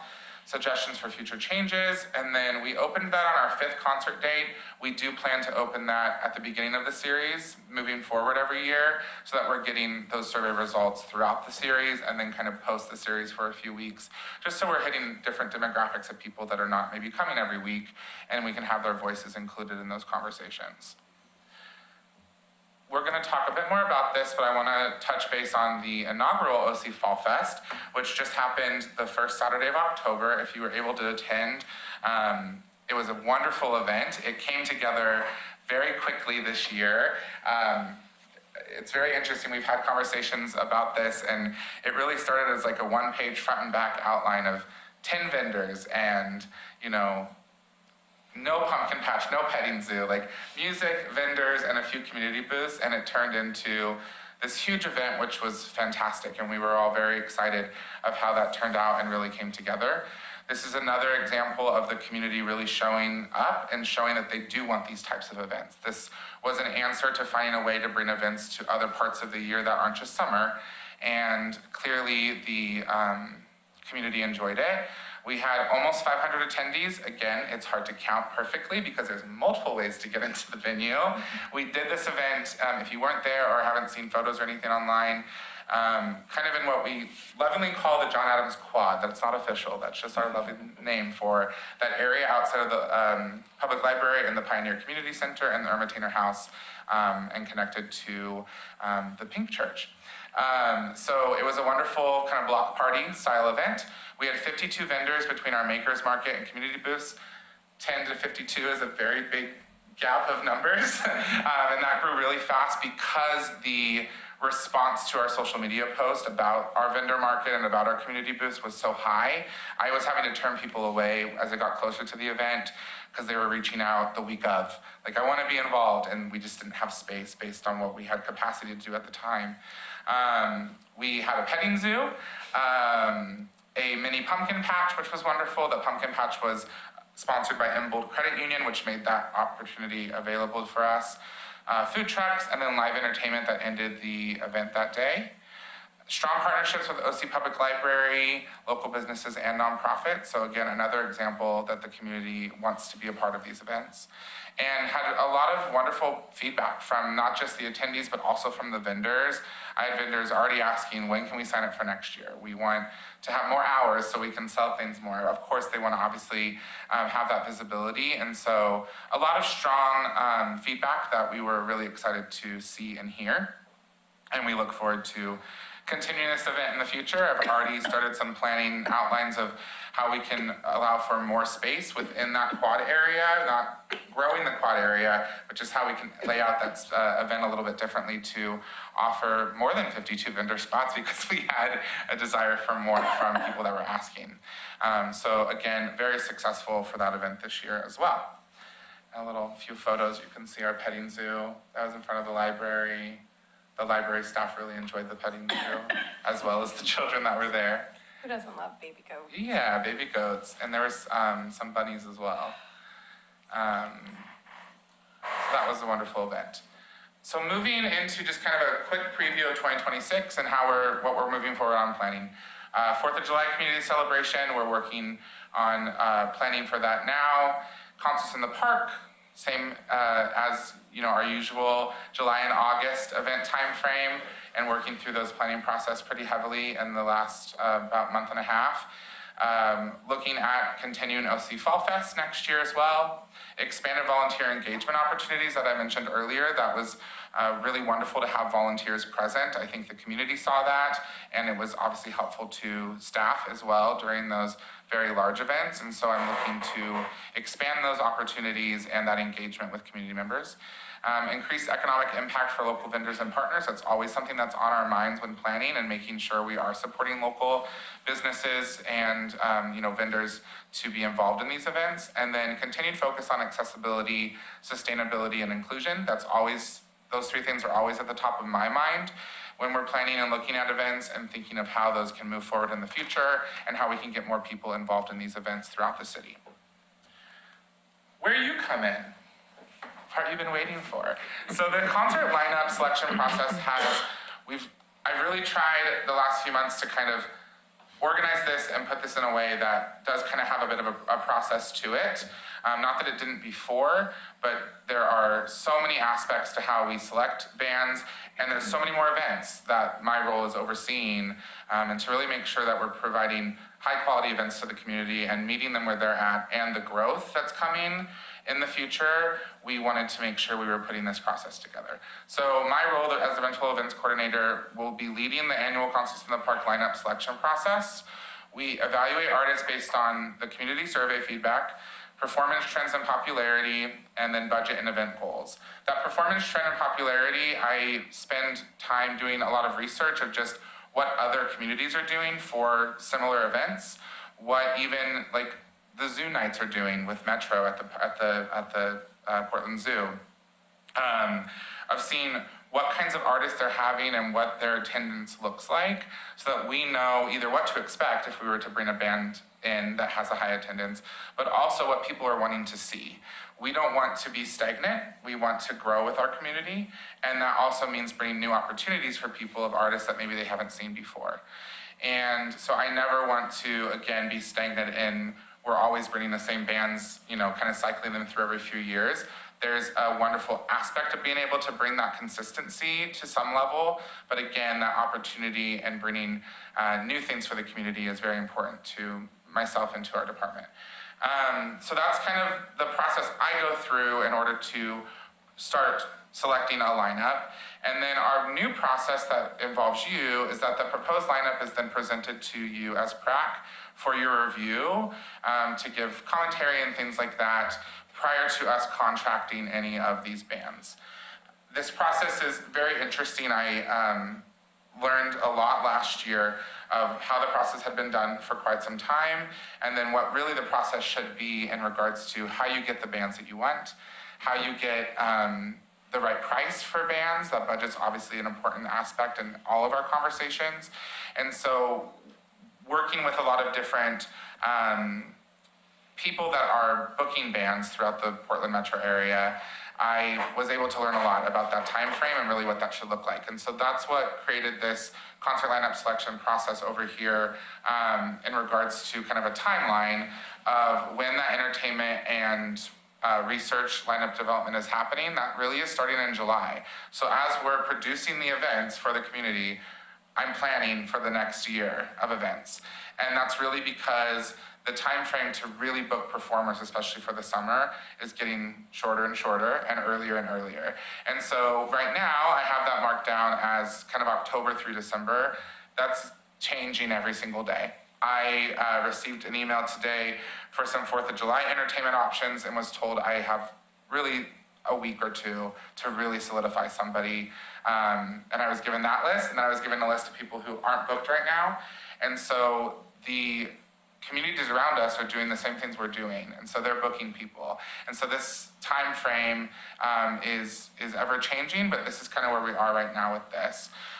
So the plan right now is that PRAC would review in October, just kind of what we're looking at for a lineup, and then we would be able to begin that contracting for those performers in the end of the fall. And then you can kind of see, just for your knowledge of how we work through the timeline process. It is a year-round process for the concert series being our largest event that we do as a city at this time. So you can kind of see where I do the procurement for sponsorships, food vendors, finally make the announcement in April, all the marketing promotion, and so on and so forth. So today, for your review and comments or questions and things like that, is presenting the genres that we're working towards on our kind of our selection process. Again, these are genres. There are not bands selected for each of these genres. There are a lot of conversations about dollar signs and dates happening right now amongst multiple bands in the area, both locally and nationally. And so I've kind of listed out the 6 dates. Our plan right now is that we will be holding a concert series kickoff event that we're calling a hometown night for our first concert this year. The goal behind that and kind of where that was built is obviously to, on a marketing standpoint, build that camaraderie around Oregon City and the community that so many people love. And so that hometown night really is focused on finding 2 artists that are born and raised in Oregon City. They may not still be in Oregon City. They may be national artists now. They might be recording artists of some fashion. So that's kind of the main idea there, and to really bring a lot of different community groups into that event. So it's a very fun, exciting kickoff for the summer, but also for the concert series. And that genre really is going to would be falling in kind of an indie folk and country vibe. Moving on, we had great feedback from our Foo Fighters group last year, more than I actually expected to see. Tom can attest to that as well. And so heard a lot of feedback, not so much on the survey, but a lot of word of mouth. Both Cecily and I, Scott was there often, Corey was there. We talk to the community when they're at these events. I try my best to walk through that event as often as I can, not just to monitor what's going on as I'm doing as with my role, but also to connect with the community and have conversations and see what they're enjoying. People come up to me and they talk to me about things. And so this kind of second genre of having a 90s or early 2000s tribute really came out of the feedback we received from having a group like the Foo Fighters tribute band, which again, we didn't expect. But our demographics are changing. We're seeing a lot of families who that's the music that they enjoy, and they're bringing their kids to these concerts. Moving on, the next genre for the next week really is falling in kind of a blues, rock, country vibe, I guess, is the best way to put it. Again, based on that feedback from the survey. Moving on to a Latin pop genre option, and there's some wonderful groups that are in conversation right now about availability. Moving into August, a 70s soft rock tribute that really is coming out of the community survey, and again, word of mouth. And then ending the series this year with a pop variety cover band. That could be a lot of things. But really looking at, if you came this year, our closing band was Hit Machine. It's a very popular local band that's all over the place. And so they're doing all sorts of top 40 hits from all the decades. And so that's really where that falls. It's a really celebration aspect to that final concert. People are always excited. It's towards the end of the summer, and so it's nice to put something like a pop variety cover band there. But there also was our most popular on the survey results genre was tribute band. So there's always room for another tribute band if a variety pop band is not available. But these are our genres in which we really wanted to present today to all of you for your review, for questions, comments. If this is kind of the direction we're happy to go. I am in conversations right now with multiple contacts for bands that fit each of these genres. And again, just getting kind of those final numbers to make sure it all crunches well with the budget. And looking to really move forward within the next few weeks so that we are able to get bands that we truly feel meet the community needs, but also meets the growth that we're starting to see with those attendees. All right. Is this where we can open it up for comment and questions? Or? Yeah, thank you. All right, Sorry. thank you, and congratulations on your award, of course. Thank you. When to go there, and yes, I've been to a lot of these concerts. Yes. I think I've talked to all of you there, or you've seen me chasing around a kid at most of these that are there. So we'll open up for comment. Does somebody want to go first on commenting on the concert list we have here, or is this open to a discussion on any of the other events you mentioned, or are you just looking for comments on the concert Open list? to all. I'll answer anything. It's a dangerous response. It is. Open to all feedback for the events that are here. All right, I will go first because I have plenty of notes here. I like the mix of the groups that you have there. I think it's representative of the community. I've been to concerts in the park for I don't know, however many years that it's happened now. I know Hit Machine's the one that everyone loves going to, or the pop variety cover band if we're not able to get Hit Machine because they're popular. I actually heard more, as somebody who's seen Foo Fighters 3 times live, more negative feedback on Foo Fighters from elderly people that I know. Just, I don't think that they knew what they were getting into a little bit with a harder rock type of variety. Not that elderly people can't do hard rock, but I actually heard a lot more. I was not at that concert. We were camping that week, but I heard more negative on that. I love that 90s, early 2000s there. That's my jam. That is exactly the type of thing that I would love to go to. But my only comment on it would be is something more accessible to a wider variety, I guess, if you go that route, if it's possible. As somebody who's going to see Foo Fighters again when they tour next year, I love it, but I just, from most of the feedback that I got, and I'm not representative of everyone you talk to, that would be my only note that's on the list. Love all the groups that are here, and I've enjoyed, I can't think of a bad concert that I've been to that I was like, oh man, this band can't come back. So you guys have always done a great job with it. Any other thoughts on the list or I comment think there? you did a good job of just kind of covering and responding to the surveys. So, good job. Thank you. I don't have any comments about the concerts in the park. I love them. I used to go to them when they were at the library, as well as the wagons. But I drove up the hill on the day of the Fall Fest. We weren't able to go because my daughter had rehearsals, but it was booming in that area. I was shocked because I had just heard about it shortly, like that week. And it was amazing to see all the people out on the streets. It was lovely how well it was attended. So we were just driving up the hill towards the end of it, or else we would have stopped in. But yeah, it looked like it was a really, really great event. I'm really excited for next year's. So. Yeah, I mean, I would comment on Fall Fest as well. I went there. My son had a really good time. The only thing that would have helped would be, and again, I know a lot of it came together quicker, would be maybe more signage. I think I walked around twice and I didn't realize that there was a petting zoo, and I'm kicking myself. I didn't get to pet bunnies. I mean, that would have been awesome. But it was just, I was trying to figure out where to go, and it was kind of hard to figure that out a little bit. And then there's a lot of the food trucks that were in one area, and then there's like a cider beer tent area in another area. If there's a way to compile that a little bit, Because I know it's harder for a lot of the families to really even get a cider and do it in one area where there's nothing for like kids or families to do. So I know a lot of things were coming together, and I was shocked at how big it was once I went around there. But those would be my main comments. Maybe a costume contest in the Pioneer Center nearby, that could be fun. Just throwing out ideas there. I just want to see everybody in the Parks Department dressed up in costumes. So I think that'd be my main goal that's out there, where one of you wins an award from the PRAC committee. No, Fall Fest was awesome. I just think I could see it was very raw and it probably bigger than initially expected when I went, but it was cool to see just how many people were there. Yeah. So, but yeah, if there's no other comment or if anybody wants to make comment, I just want to say that, like you said, when the concerts were at the library, and it was old OC, you know, and we had the Willamette Falls Symphony. Some of the members would come and do a piece. This is not what that was.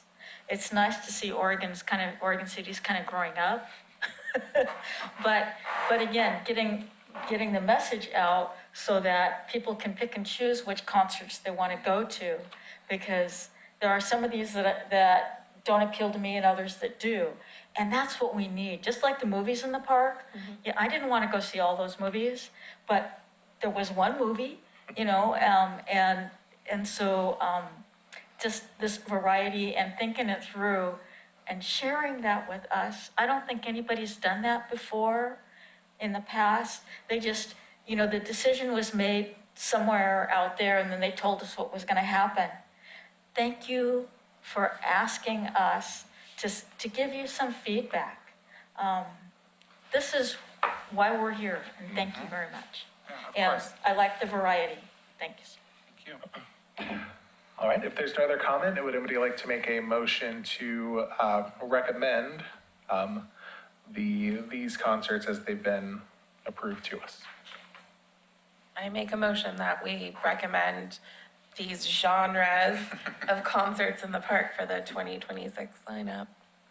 Thank you, Melissa. Is there a second? I'll second. Okay, and a second. Corey, can we get a roll call on that motion, please? You got it, Ken Wooster, Yes. Joyce Gifford, Yes. Tim Lanehart, Yes. Melissa Dio, Yes. and Emily Lisborg. Yes. Thank you. Awesome. Thank you, Taylor. Thank you. And keep an eye on those people putting the lawn chairs right at the front, okay? I'm going to be on it. You're not the only person who said that to me. But yes. I won't go on a tangent on that. All right, we can go on to the PRAC annual report to City Commission. And so I think this is for your kind of discussion and consideration, but I know historically you've given an annual report to the commission, just kind of an update on the things that you've been working on, maybe looking forward and what you're working on into the future. So we just wanted to put this on the agenda so you could have some discussion around if you're prepared to do that. I think it's been done near the end of the calendar year, typically. Correct. November. Yeah, we were December. talking about if it was in early January or at the end of the year, November. You know, there's some flexibility. What I would need to do is, you know, get an idea of when you might want to do that if you want to continue that process. And I've got to kind of get in the queue on the commission meeting so we can get you onto an agenda. Yeah, I can comment on this a little bit. I'm going to make Ken do it again. No, I'm joking. I was with Ken when we did this last year. That Ken did the presentation on it. I do plan on doing the presentation. Each time after we leave this meeting, I make a new PowerPoint slide to kind of go over what we've covered, notes from the meeting, things we've accomplished and future goals. So I do and will have a presentation ready whenever it's needed. I just need to know probably a month ahead of time what dates you want us to be there and when we work in the city commission. So just let me know. So last year we did do it on November 20th, I think. Okay. So yeah, I guess I would say it's a little bit of it is just what your preference might be. Of course, if you're going to do the presentation, when your availability is, we could look ahead at the commission schedule. We could even coordinate offline if you want on which meeting might work best, and then I can see if I can get us in the queue for that. But it's really what your preference might be. Yeah, I mean, we're not gonna have a meeting next month, and then December is mainly gonna be voting people in, so I'm open to whenever we're available next in the queue, pending Ken's, status as well, if he wants to come with me on it, but yeah, just let me know, and you can email me offline on that. And I can send you the notes and everything that I have too, Ken, we can talk through it. I think, And all PRAC committee members, if you want to come, we just do a presentation. We got a lot of feedback from the mayor last year on it. yeah, we did.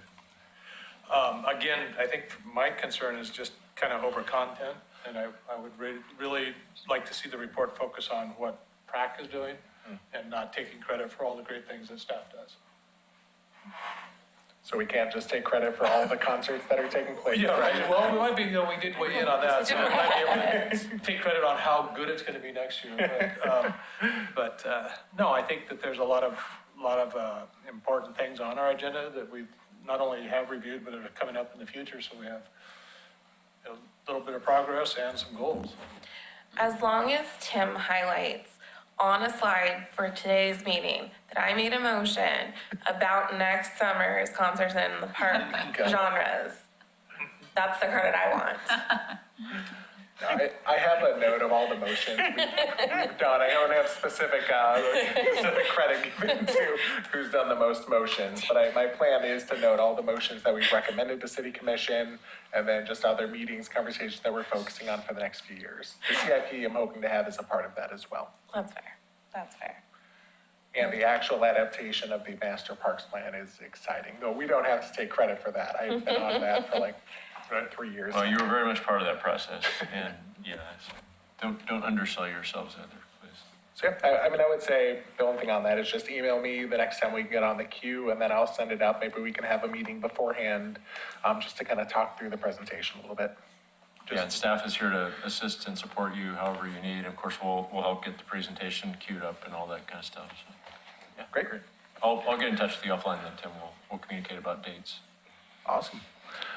All right, if there's nothing else for that, we can move to the PRAC interview and appointment process. Corey, is this one you? Go for it if you want. Okay. So we touched on this last month and wanted to confirm that our next meeting will actually be December 4th, which is when we are doing the interviews. We have 2 seats that are becoming available, and then 2 seats that are already available, plus 1 youth member opportunity. I sent you guys the link that you saw that would have gotten you to the application for boards and committees. Feel free to spread that far and wide. And then a couple of you might need to use it yourselves. What is the age for the youth position? I believe it's, yeah, And it's kind of, its intent was to be teen, I think typically the high school. Like age high group. school? right, yeah, Okay. I'm a chair middle probably, schooler. yeah. 14 through 17. Okay. It's- Yeah. So the first week of November, I will be sending you guys the interview questions for you to review. You're welcome to send any feedback or suggestions back to us. And then the first and second week, also of November, I'll be calling candidates to schedule those interviews. And they are probably 15-minute increments, so we keep it short and sweet. So just wanted to kind of touch on that process, since the next time we meet, we will be in it. So that's all. Did you have anything? Yeah, that's great. Okay, and then everyone make a note for the December 4th meeting, add that to the calendar now. I just did it just because I know I'd forget if I did not do I that. think I might have put it Yeah, on I think people's it's- calendars. Is that a Oh, okay. 5 PM start time? It will still be 6 o'clock. Oh, 6, Yes. okay.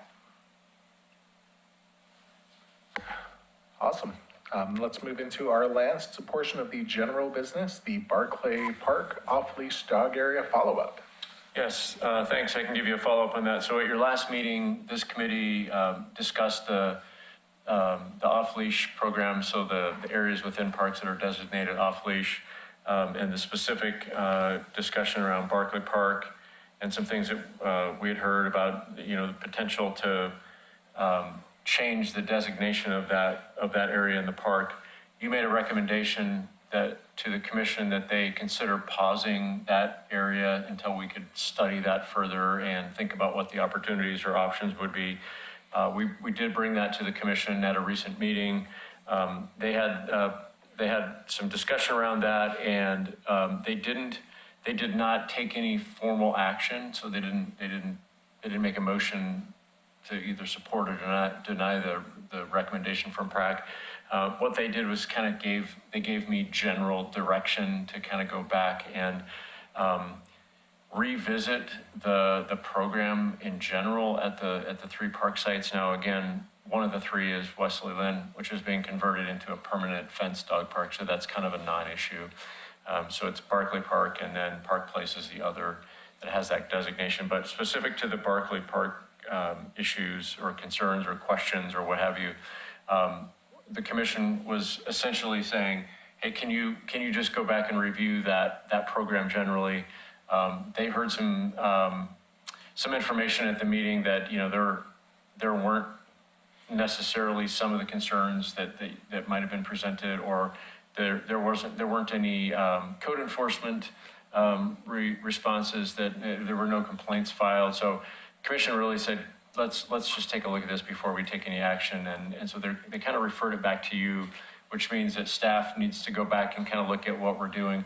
Part of that too was making sure that we had clear signage. And then one of the questions that came up and that we need to review as staff is, within these parks that have these off-leash areas, how are we designating those? Are we marking that? And the answer to that is really not so much. It's just kind of intended to be a general area. And so we're going to explore some options of putting maybe some markers that said this is the area within the park that you can have dogs off leash, making sure we've got dispenser, the cleanup bags and signage that says these are the rules of this. So they basically said, please go back and review that further. What I would envision us doing is let's kind of step back a little bit. The staff will take a look at how we're managing that program. I need to refresh on how we're doing that, and then bring a future discussion back to PRAC when we think we're ready to do that. So there's nothing timely about it at the moment. So that was where that went to commission, and wanted to just bring that back to you. If you had any further feedback on that tonight, be happy to hear that. Otherwise, we'll just plan to bring this back to you when we're ready to kind of restart that conversation. I had one comment that I was thinking about, because I looked in the city commission meeting a little bit at that part, and I think one of the issues with it is, how do you define temporary? And I think that if we can define that, because city commission changes so much, we change, people in the parks department change. These parks were never meant to be here for a decade. There are temporary fill-ins until a longer-term solution came in. Wesley Lynn, we have a longer-term solution happening. So I think one of the things that I would ask while we're reviewing it is, can we define temporary? Can we put something in there where, if this happens, this defined for this 2 years, and then city commission has to make a definitive response on if this is going to last. So it's not just temporary forever. It's temporary until we actually make it definitive. Because then when we make it definitive, then we get signage, then we get it there. The issue that I think with the Barclay and the other issues that are there is that it was temporary, but it was in that gray area. And I really don't like gray areas personally. But my big comment on this is, define what temporary means. And let's either make this a dog park or make it not be a dog park, or at least put something in the parks department that if this comes up again, let's not have it be something that can just sit out there for a decade until it becomes an issue. But there's no motion there. It's Yeah, no, that's great. No, actually, that was part of the conversation, and it is something we need to look at. When this program was established, it was I think it was referred to as a pilot project, and there was going to be a review maybe after a year. And I think what happened is it was going along fine, with probably some positive response with the use, but not really much in the way of complaints. So I think it just continued without. I found in the record maybe 5 or 6 years ago there was a little bit of revisiting the conversation, but it didn't look like it got. There really wasn't any formal action to kind of structure the program. So I think that's going to be part of what we bring back to you is do we want to define this, is it still a pilot project? It's 10 years, but, or are we just permanently designating this, or what are we going to do? So that's, definitely going to be part of the conversation. Okay.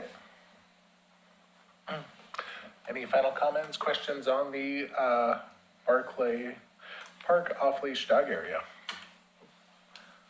All right, so we can move on to member reports. Someone have anything they would like to go through? I have one thing, and it came up because I took my daughter to a softball tournament, and we were at Chapin.